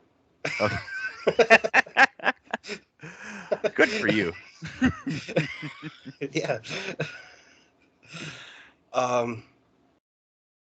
Yeah. So So yeah, this at this point, yeah, this was probably at this point, Lex was probably calling up Sting, like, "Can you get Eric on the phone?" Because it wasn't too long after this that. yeah, Because what was it like? May I think. Spring of the following year. I mean, this is the end of '94, and I think it was like spring of the following year. So yeah, the writing was on the wall. Lex's contract was up. He's getting pushed down the card. Um, yeah, so he's probably on the phone with Sting, being like, "Can you get Eric on the phone?" But again, Lex showed up.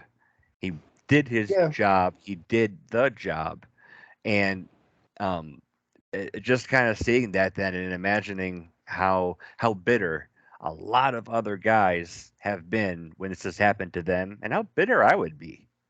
yeah, And so to see him, show up and work, I can't really blame him for. They didn't even know that his contract had ran out. That's how yeah, much they cared about him. That's the other yeah. side of that coin. Oh yeah, Right, Lex, snuck out and showed up and blah blah blah. They didn't know his contract ran out. right. Yep. No, and And and that's he the thing too, where it's like, people talk about Vince. Vince wants a big, larger than life guy. He tried it with Lex. It didn't work. That experiment's over. We're going with Brett. But Diesel's larger than life, and he's a giant muscle guy that's clean. yeah Like, okay, so we're going with Brett, but that's no. I found a new larger than life guy to go with, and went with him.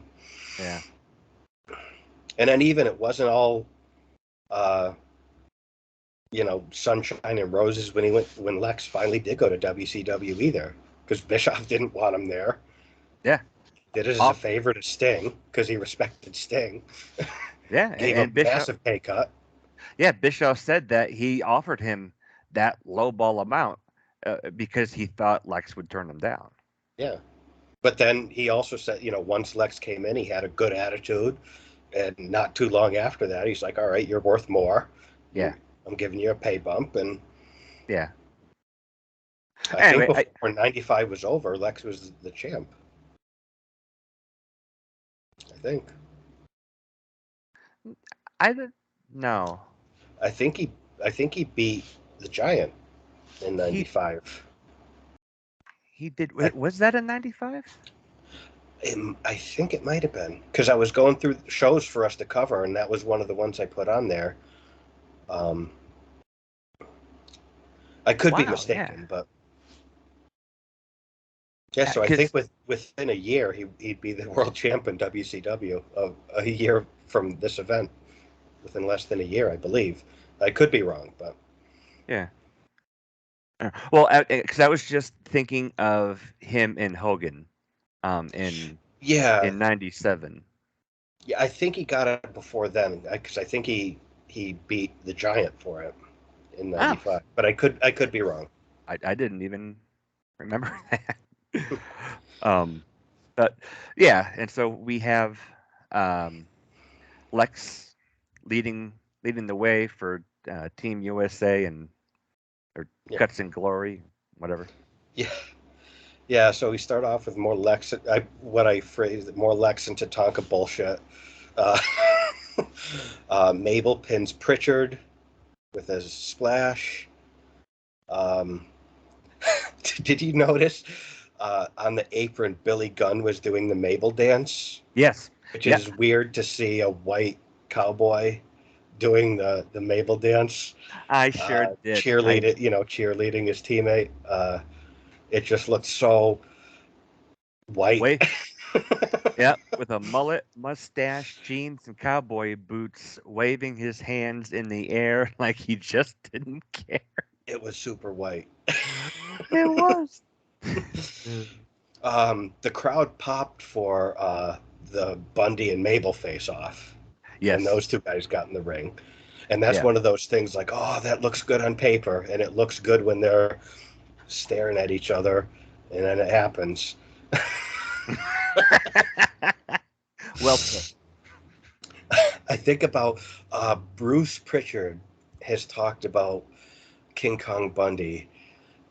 And I forget where he was working, but it was somewhere that he was at one point he was working somewhere where Bundy was, and I think it was the big cat Ernie Ladd apparently used to give Bundy shit, and he would always say like, "Every time you cash a check, Bundy, you're stealing money." And Pritchard always tells that story. So whenever I see Bundy, I always think of Ernie Ladd. I'm pretty sure it was Ernie Ladd. Every time you cash a check, Bundy, you're stealing money. How great is that? Yeah. Um, one of the things I did notice earlier on was that after the world title match, I mean, not only are most of these guys pretty forgettable at this point, kind of, um, I don't have the energy to really care. Yeah. I did, Yeah, this seat just very thrown together. Just a way to get guys on the card. yeah. Lex did wake up the crowd though. Um, Yeah, and then I also made a note that Bundy and Mabel, uh, yeah, squaring up was definitely a sight. Um, and then we had either Billy or Bart or both waving their hands in the air, and yeah. I thought about you because there was a spot where um, Bam Bam goes for a top rope sunset flip yep, on Mabel, which is impressive enough as it is. So he's got Mabel and he's trying to pull him down for the sunset flip, and then Mabel squashes him on his chest. In the last show we covered, Mabel tried to do that to someone and they got out of the way. And I remember you saying, like, what if he had landed that on someone? That wouldn't have been good, or something like that. And here he does land it. he um, sure does. Yeah, I have a couple notes on that. Yeah, how because impressive is that Bam Bam's doing top rope sunset flips on yeah, fucking people? yeah, yeah. Bam Bam was just in a league all of his own, and that was after Mabel went up on the ropes himself. Mabel got up there, and then once he was taken down, Bam Bam goes up and does that top rope sunset flip, and then uh, it it didn't look as bad as I thought it would. And that's not really a commentary probably on Bam Bam, but then he gets up, grabs Mabel's legs, and he's wobbling, and then just a completely unprotected drop. I mean, Yeah. just 500 pounds unprotected, just Well, I mean, Bam Bam's got a pretty significant chest. yeah, So yeah, if he was going to do that to someone, I guess Bam Bam's a good guy to to take that move. Yeah. Yeah, I wrote, did Mabel just crack Bigelow's sternum with that? I mean, there's a good gasp from the crowd as well. Yeah, no, it was a good spot for sure. Um, Yeah. Mabel clotheslines Bam Bam out of the ring, and both of them go over, which is Yeah. another spot where it's sort of like those are some big boys to be doing that spot. Like it was pretty cool. Yeah, and that looked like a pretty nasty fall, uh, for Mabel, but also for both of them. Just, the momentum, carrying both of them through the ropes. Yeah, Um, I made, a note around here too. Um, we have, essentially the $1 million corporation with the heavenly bodies, um, and so, you have, like men on a mission, or not men on a mission. The smoking guns and the heavenly bodies are, opposite each other, yeah, and I've always struggled with the Smoky Mountain guys, because you think about heavenly bodies, and I don't think they were calling themselves that as a joke. I think that mullet, handlebar, mustache look goes over wherever the hell they came from. And so I wrote, um, ask Tim, who do you prefer, the Heavenly Bodies or the Beverly Brothers? heavenly bodies for sure. I do as well. I thought they were better wrestlers, and I always loved the name Gigolo Jimmy Del Rey. That's one of the best wrestling names ever. Gigolo Jimmy Del Rey. Like that's a cool ass name for just a smarmy heel. Like I mean, he looks like a. I mean, he looks like that he knows how to steal a Cadillac converter in less than 30 seconds. and I always it's I it never occurred to me that the Heavenly Body's name was unironic. Um, That's what kind of dawned on me here, and like it's I like, thought that was the point was that they're heels that don't have heavenly body. Like I thought that was the joke with like the I was it thinking was that about that. was they were called that ironically.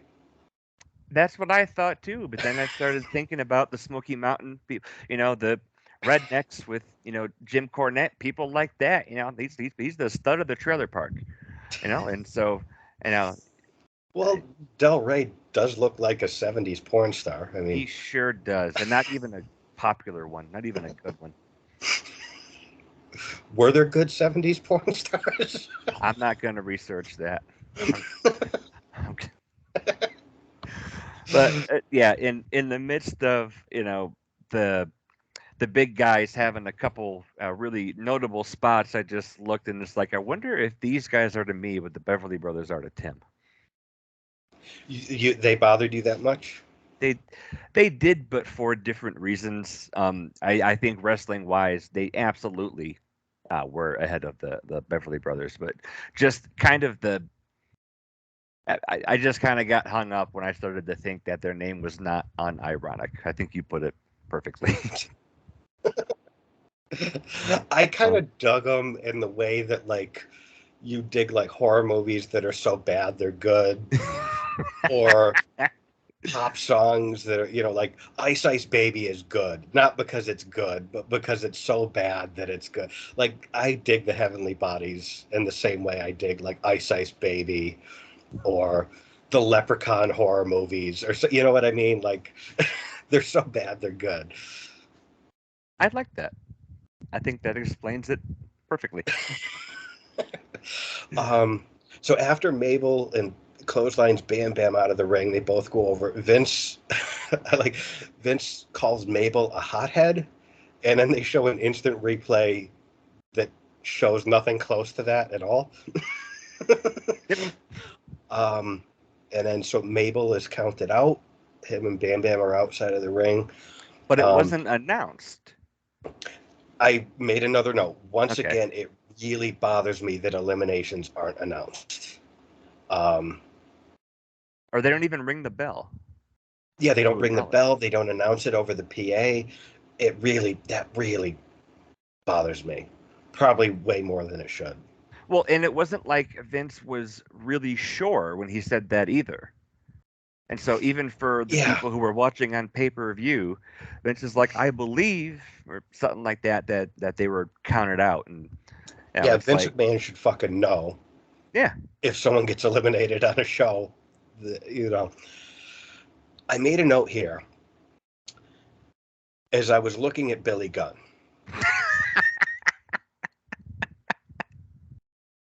This took place. This show was 28 years ago. Billy Gunn looks better now than he did in 1994. 28 years ago. If you look at Billy Gunn now, the guy is a genetic marvel. Like,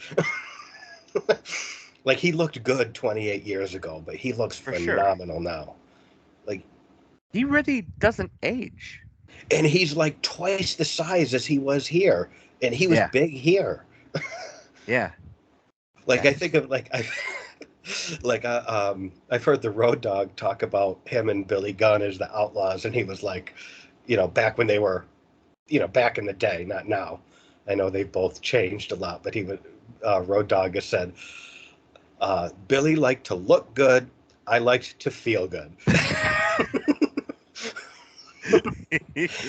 And Billy always looked good, and I bet back in the day, Road Dogg always felt good. I can definitely see that. But I was just looking at Billy Gunn here, and I did the math. I'm like, this was 28 years ago, and like Billy was always in shape, but like he's like twice the size now as he was then. Yeah, And I was just thinking about like that's almost 30 years difference, and you look at him now, and the dude looks amazing, he does. How old phenomenal is he? shape. He still looks young as hell.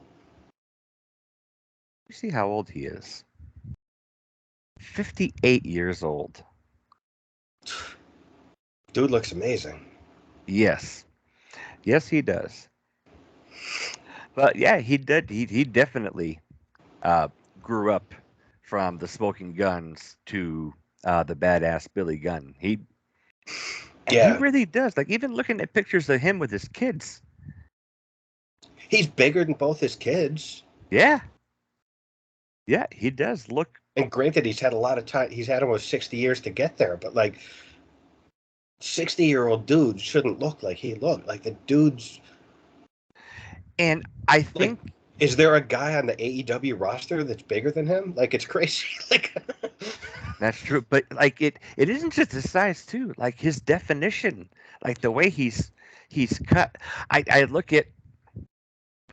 I don't know if you'll agree with this, but I remember seeing Jericho on AEW and just kind of thinking, oh, he's kind of got like a Ric Flair bod now.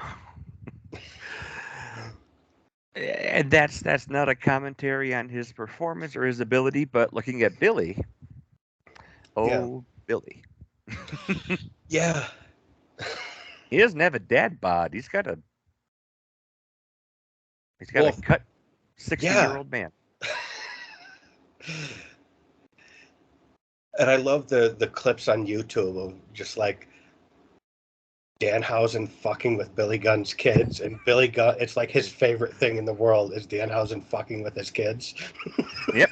Like he takes Danhausen's side. Yeah. And he I loves how like it legitimately pisses his kids off. Like he takes joy in that. Yep. He's a good dad. He is. I was very happy when you sent me those videos. The Ass Boys. You are the sons of Mr. Ass, Billy Ass. It says it on his tights. Yeah. I mean, Austin was born. He was born. Oh, he is my dad's birthday, just a few years later, August 26, 1994, Hmm. and Colton was born in 91. They look so much like their dad. Yep. It is crazy how much both of them look like. One of them in particular looks just like both of them look like him, but one of them looks like a Billy Gunn clone. I don't know which is which, but Um, Yeah, I'm not sure either, but yeah, looking at them. so Yeah. yeah, then we get Atom Bomb and Bam Bam have a nice exchange. Yes. We've kind of talked before about Atom Bomb and kind of like surprised more was not done with him here Yeah. because he's exactly the kind of look that Vince loves.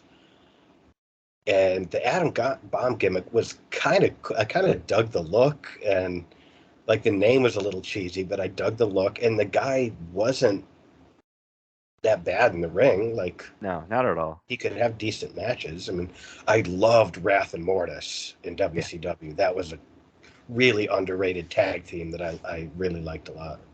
Yeah, I completely agree. And Bigelow is known to really kind of be in a league all of his own as a big Yeah. man, Oh yeah. and how he performs. And I made a note here. I thought that um, Bomb was, very quick, very agile for Yeah. a bigger built guy, and him and Bigelow were that they had a quick little exchange that I thought was way better than it should have been for guys their size in their roles. He was just as quick as Bam Bam. Yeah. I mean, probably this little exchange was the highlight of the match for me. And if I was Vince and I saw that, I'd be like, you two are doing something out of this. Yeah, We're having a Bam Bam Adam Bomb feud, you know. But yeah, so Bam Bam ends up pitting Adam Bomb with a moonsault. and it looked great. Like, I Oh know yeah, Bam Bam was known for going off the top rope, but yep. um, He didn't normally hit it, kind of like Vader. yeah, yep, A lot of people did the moonsault spot and rarely hit it, like Kurt Angle. yeah, Best looking moonsault I've ever seen. I can't remember the guy hitting one, but nope, it looked really good. yep, Uh, yeah. Bam Bam nails this one. but he hits it. Yeah, And then Luger pins Del Rey. Um, the Guns do a lot of quick tags working over Tatanka. I like that kind of old school tag psychology. yeah. Um, I made a note. Both of the Smoking Guns have really nice drop kicks. I didn't really notice those. Yeah, both of them at one point in this match did a drop kick, and both of them had real nice looking drop kicks. I did make a note going back to what you nodded to earlier, with the Guns doing the quick tags, working over Tatanka. We're witnessing two cowboys beating up an Indian. That'll teach him. Two cowboys double teaming an Indian. Yeah. Sounds about right. Just missed opportunities all over with this one. Yeah, I did think it was interesting because they hit Tatanka with their finish, which I always liked that finish. That was the Guns. That was a cool looking finish, and Tatanka kicks out. I was like, huh. Yeah, that's right, he did. They didn't really pay too much attention to that, though. I don't remember them mentioning it. I don't. The announce team didn't make a big deal out of it, but I thought I made a big deal out of it. Whenever Okay. someone kicks out of someone's finish, Yeah. and it's to. I mean, I like Tatanka, um, but it's Tatanka kicking out of the finish. Like it's not like they did their finish on the Undertaker and he Yeah. kicked out of it. Tatanka kicked out of their finish. Like you can beat Tatanka with your finish. Like Yeah. No, I completely agree. yeah. Um, Bart goes to do a crucifix and fucks it up royally. Did you notice that spot? I did. And Tatanka just pure muscles Bart Gunn up, Yeah. back on his shoulders. Yeah. And then just drops him. Tatanka was, like I said, I remember meeting him at that convention where I met Brett, and there was a lot of people there I didn't know would be there. I didn't know Vader would be there. Um, and I just remember thinking, I don't remember Tatanka being just as massive as he was. Well, I think because we've talked about it with a lot of other people, where it's like you got to compare them to who they're on screen with. But like Tatanka was super jacked up, but then it's like, Yes. okay, he's working with Lex, Yeah, or like that's a good point. Scott Hall is massive, but he's standing next to Kevin Nash. Like a lot of it, like you got to get that perspective. Yeah. Um, But yeah, I did notice Tatanka grabbed him, cinched him, and then That way, he just pure muscle it. Like he didn't have any help from Bart. and He just muscled him up, does a nice Samoan drop, gets the pin. yeah, and not that Bart was quite as big as Billy, but Bart was pretty far away from being a cruiserweight at this point Yeah, either. those are both like those are dudes too, where you kind of forget how big both of those guys are. Yeah. Like they're both really big guys, Yep. just big, kind of country strong. Yeah. you know, I think they're kind of one of those teams in this era that gets overlooked because there wasn't much of a tag team division in this era. But it's sort of like imagine these guys in the late '80s Oh man. working with like the Brain Busters and the Heart Foundation. Like if you could get a time machine, those guys would have been over as hell in Yeah. that era with that With roster to that work gimmick. with. With that gimmick, those two guys with the late '80s tag team roster to work with, because they were good, they could work. Yeah. I think it's just they were kind of there at the time where it's like them, the Body Donnas, Heavenly The Bodies, Godwins.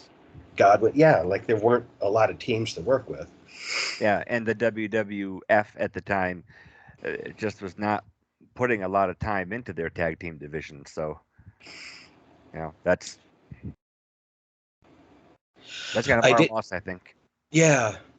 So yeah, Tatanka, muscles up Bart, um, hits the Samoan drop. Um, I made a note. Tatanka, it seems like Tatanka was in there forever. He was really putting in the work, and then Bundy comes in and pins him immediately. Yeah. And then that's where I wrote a note about the Ernie Ladd thing, where every time you cash your check, you're stealing money, Bundy, because he just walked in and pinned Tatanka, who had been putting in the work for so long in there, just Yep. pins him immediately. Yeah. Uh, I think this match just had the misfortune of going on after a mid card world title match, but trying to put together something. How I was really a little befuddled with the finish. Um, Oh wait, no, sorry, I got that wrong. Bundy comes in and pins Billy immediately. yeah, and Because then my next note after that was now it's Bundy, Tatanka, and Bam Bam versus Lex 3-on-1. yeah, So he pins Billy. I'm sorry. yeah. But then for like the next 5 minutes, they're just going back and forth, and then Luger randomly pins Tatanka, and then like 5 seconds later, Bundy eliminates Luger, and that was the end. It just was kind of surprising, and I'm not really sure if they were trying to accomplish something with that. Um, Well, I thought this was weird because that once they do the 3-on-1 thing and they make it known, okay, it's 3-on-1 because Lex is the baby face. They want to, he make him the superhero that overcomes the odds. So then the USA chants ring out, and I made a note. Everyone in this ring is American. yeah, all the the compet- Native American. all the competitors are American. The heels are all American. Uh, I made a note. Bam Bam does almost like a falcon arrow, um, which I thought was just very cool. Like, just I like seeing big men do things that big men To Lex? shouldn't be doing. I didn't make a note of who he did it. It must have been Lex because yeah, he was the only guy in the match. Oh, Um, I didn't but see yeah, he that. does almost like a falcon arrow, and I'm like, okay, it's one thing when Hayabusa does that, but or Seth Rollins does it, but um, so yeah, Lex pins Tatanka. Bundy immediately splashes Lex for the pin. The heels all beat down Luger. Um, I did, Babyface come down, run off the heels. yeah. I did wonder if, because in the end they were in the ring, kind of around Lex, and just with how sudden the match had ended, I did wonder if maybe there was like a misstep and he was actually hurt, and that's why they kind of had to go home real quick. It's funny because my next note was Luger apparently finally got the memo that you're supposed to sell injuries because he's selling his ribs. So maybe he didn't get the memo and he actually was hurt. I don't know. Yeah. But I even noticed, like, the last note I had right before Tatanka went out and then Luger did. It's 3-on-1. I know Tatanka and Lex had been working together, but is there? I don't know. I don't want to sound disrespectful, but was there really something going on for me to care about at this point? I think we're supposed to care about Lex a lot All right. because he's American. Yeah. And he's up against evil people like Bam Bam Bigelow from New Jersey. And then Native American. Yeah, and I don't know where Bundy's from. But Yeah. Yeah, the USA chants. It's like they're all American. Like everyone in the ring is American. Yeah.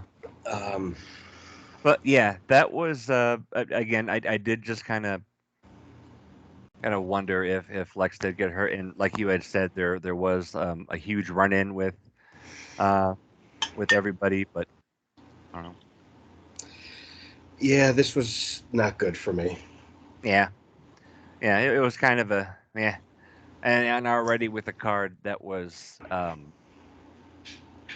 planned out in ways that I know neither of us are particularly uh, fond of with the world title change. I don't know.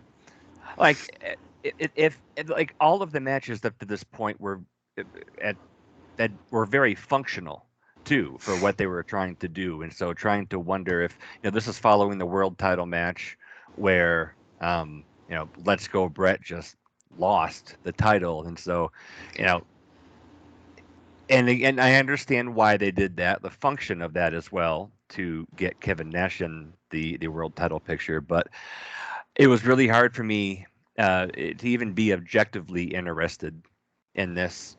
I was exhausted from the match, and I think it's interesting too because Brett lost the world title match. That's a down note.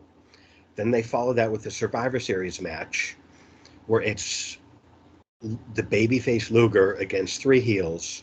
Luger loses that, so you have two baby faces losing in a row. mm-hmm. So that brings the tone down.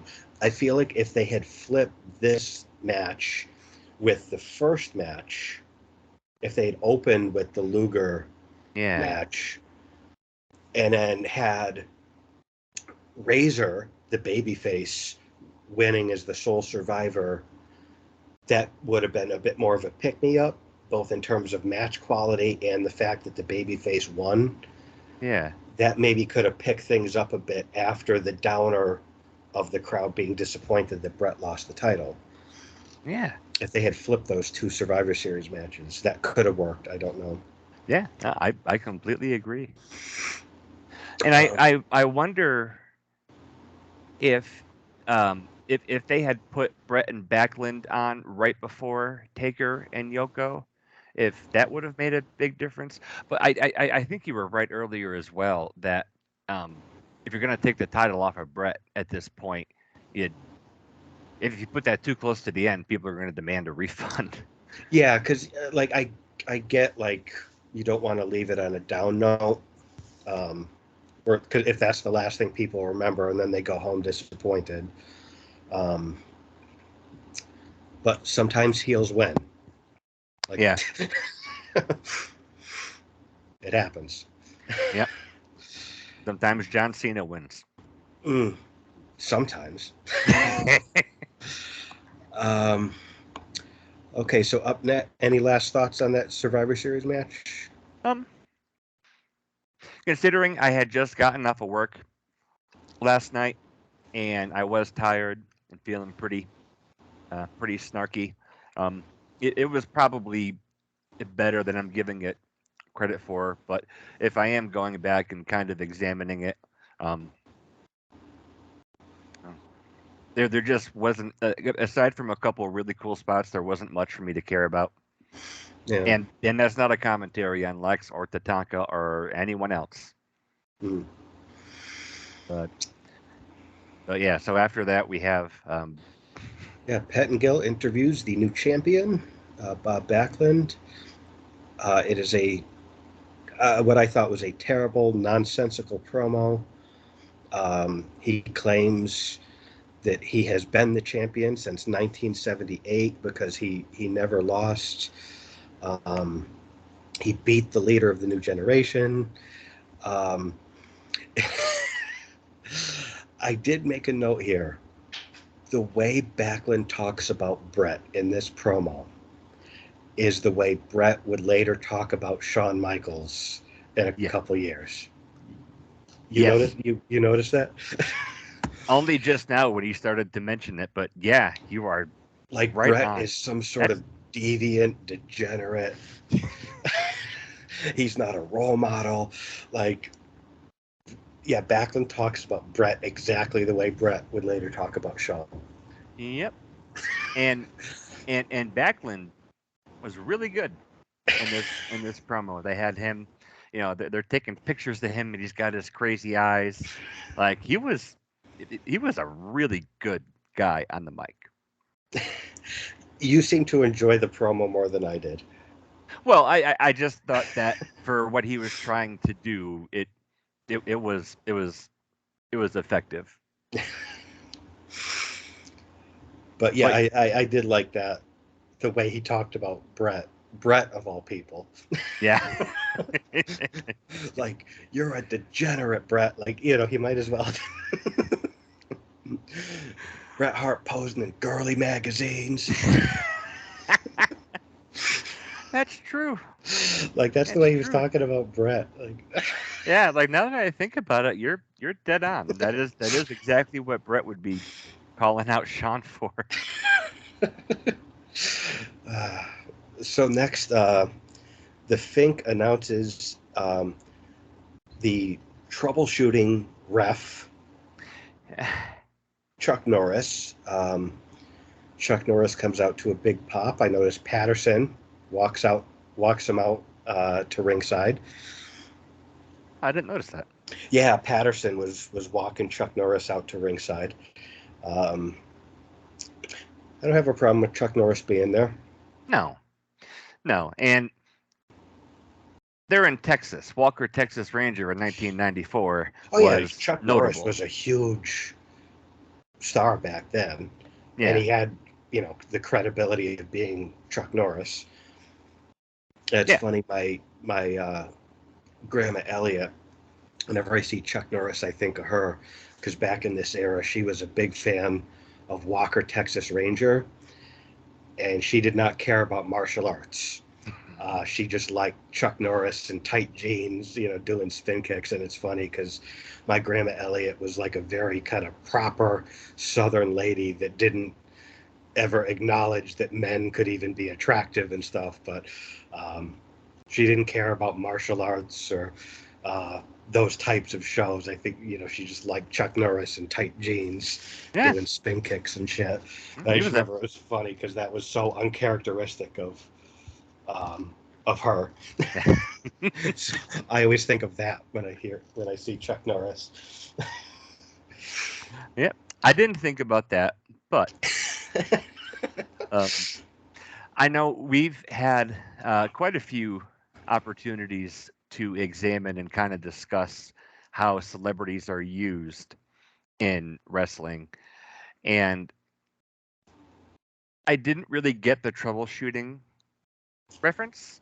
Um, but I've never seen Chuck Norris involved in anything where he said more than 6 words, or that just his presence being there made it better. He never had to do much.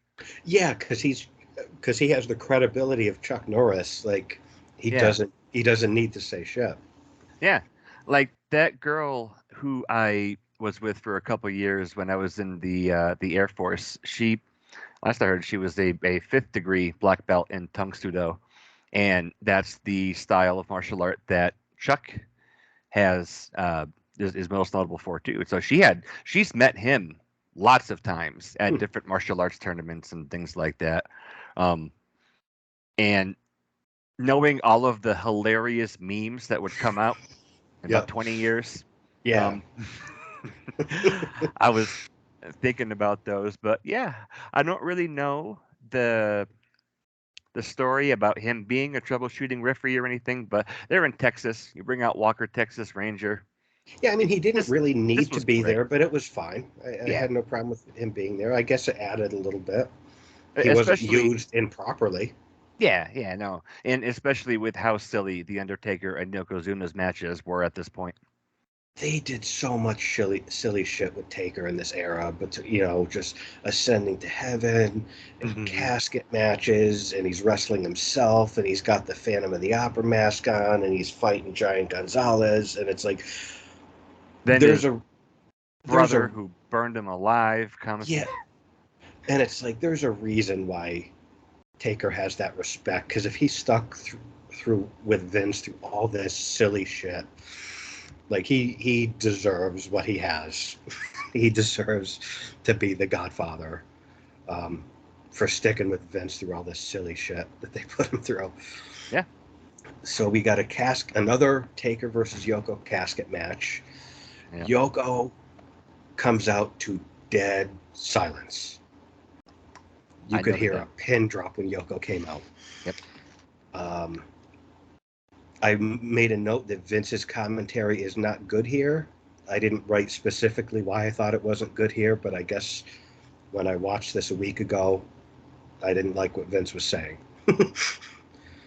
I wrote, yeah, Vince's commentary not good here, but Gorilla's on his game. Yeah. Uh, I don't know specifically what happened to make me write that, but that's what I thought at the time.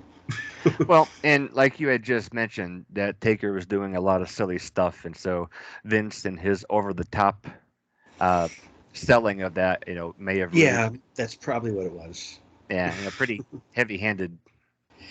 Yeah, Vince was not known for subtlety. No, I noticed for Taker's entrance, I made a note. I like that the screen kind of parted on Taker's entrance. They made good use of no, that screen. I didn't notice that. I that was from SummerSlam. I had thought with the wasn't Well, that? that was they had a silhouette of him with Leslie Nielsen and George That's right. Kennedy when they That's came right. down the aisleway, and then behind him there was a silhouette of Taker on the screen, and then the screen went up and it was gone. Gotcha. So they made good use of it there, and they did here as well. Okay. But I just thought it was well done. I was really not feeling this match at all going into it, and I Yeah. just everything that happened, I wasn't. It starts off. Taker points to the casket. Yoko is all the way across the ring, and he sells it by falling on his ass. What the actual fuck? Yeah. Like the first casket match they had, Yoko did such a great job of expressing fear of the stipulation. Yeah. He didn't hear. This was stupid. It was silly. It was over the top. Like before, it was like he had great facials, like he's looking at it and he looks genuinely terrified of this stipulation. Like he does not want to go in the coffin. Here, Taker's pointing and he falls on his ass like a baby who's learning to walk. Like, I hate it. Yep. Um. I like both these guys as wrestlers, athletes, and characters, but it was so hokey and over the top. I know that. Well, the first note that I had written was, um, again, Taker, Yoko, casket match, and I'm like, again, really? Um, and I know we both have said that we have a much greater appreciation for Yoko and what he For was sure. able to accomplish, and especially for the role he had during this time. But at this point, this was not bad. I don't think it was bad. It was silly. It was kind of. It was almost annoying. Yeah, I was not in a good mood watching this match. I didn't like the match itself. I thought was a slow, plodding match. Yeah. Not that like I expected this to be, an AJ Styles match with these two guys, but I thought that like everything that worked about the first casket match did not work here. We didn't need a second casket match with these guys. Yeah. It just really bothered me. Um, a couple times in this match, the camera got a really cool shot of Paul's reflection in the urn, and it looked all Yes. distorted and contorted.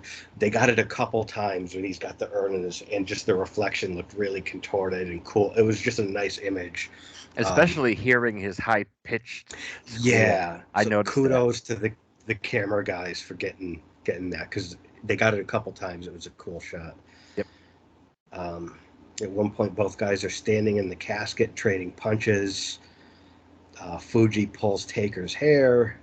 Taker chokes Fuji, punches Cornette. Cornette got the same memo everyone else did, to just oversell the fuck out of everything and be as hokey as possible. Um, I feel like this match was just.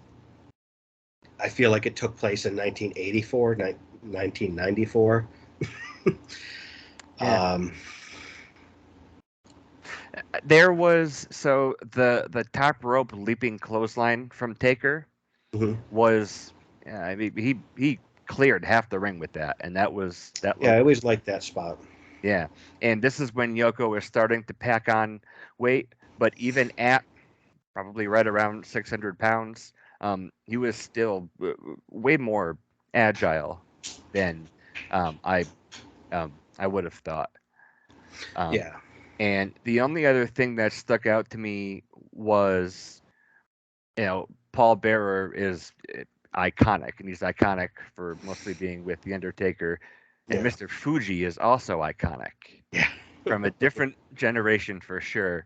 But yeah, there just were a couple times where, there's a couple shots of them, and they always had a presence at ringside, and so just kind of paying them just a little bit of attention, and their presence being there was pretty cool for me.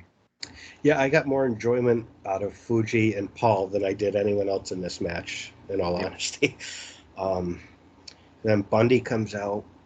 Um, I made a note. Maybe something exciting will happen now. And um, the crowd perked up, yeah, no, they and popped for that. yeah, and it was a really cool look. Walker Texas Ranger just got his hat on, still got his coat, just kind of eyeing him down. I'm like, this is a cool look. Yeah, Chuck Norris is just staring him down, totally expressionless. He doesn't move, doesn't show any fear. Then Bam Bam comes out and joins Bundy. The stare down continues. And while that's going on, IRS runs into the ring behind everyone's back, starts beating down Taker, um, puts him in the sleeper. Um, Taker sells it, goes down in the sleeper. IRS throws him in the casket. Yoko tries to close the lid. Taker gets up, chokes Yoko. Jarrett runs down to oversell a kick from Chuck Norris. Everyone oversold everything in this match. Yeah, and we're Um, pretty much seeing everybody who was there at the Royal Rumble to send the yeah, Undertaker to heaven is yeah, all coming back yeah. to try to send them to hell now, I guess. Can I say something about IRS? Okay, you may. Where was he earlier? This was his first appearance on the show. I know. And so, yeah, okay. And once he got Taker in the casket, so nobody sees Taker in the casket, right? Everybody's focusing on the members of the $1 million corporation. There's a big stare off with Chuck Norris, which just it really looked cool. Yeah, Maybe it's cheesy '90s stuff, but that looked really cool. But Vince is like, all they have to do is shut the lid. The referees have to shut the lid. They just have to shut the lid. And I'm like, Yeah. That's right. They said the referees have to shut the lid.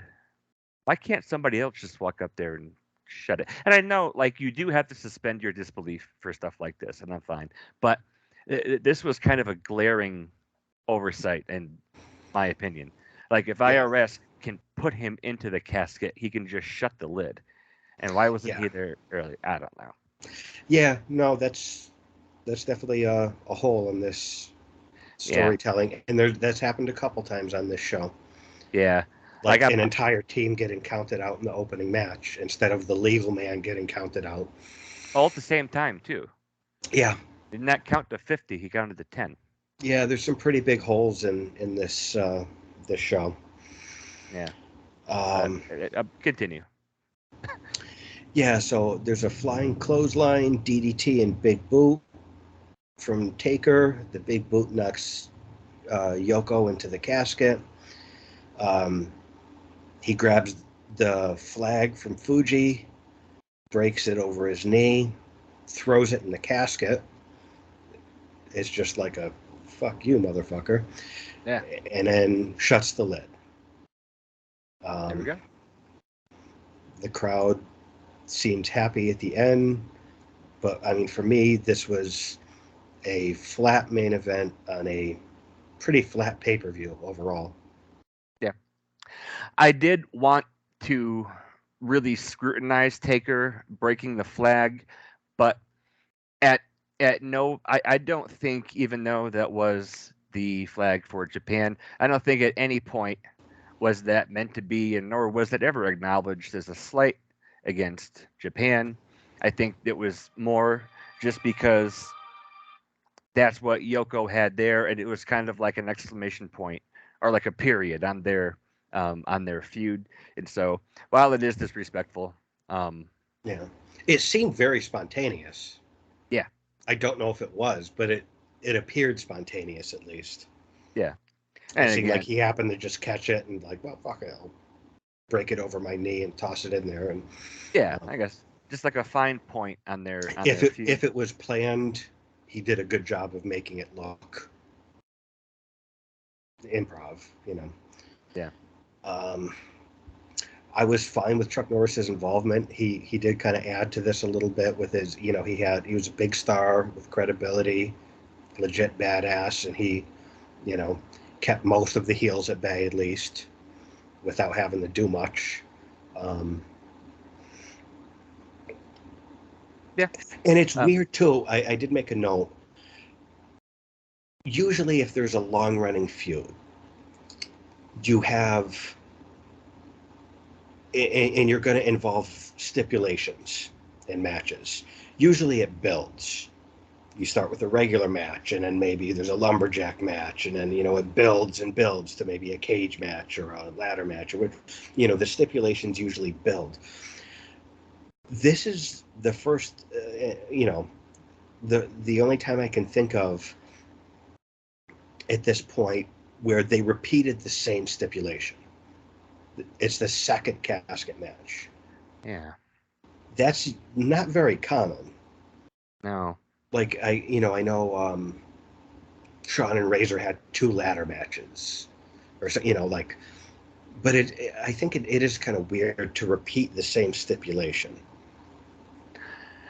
I was wondering if they did that because the first pay per view of the year at the Rumble was this match with these people interfering, and I was wondering if they were trying to come full circle with it.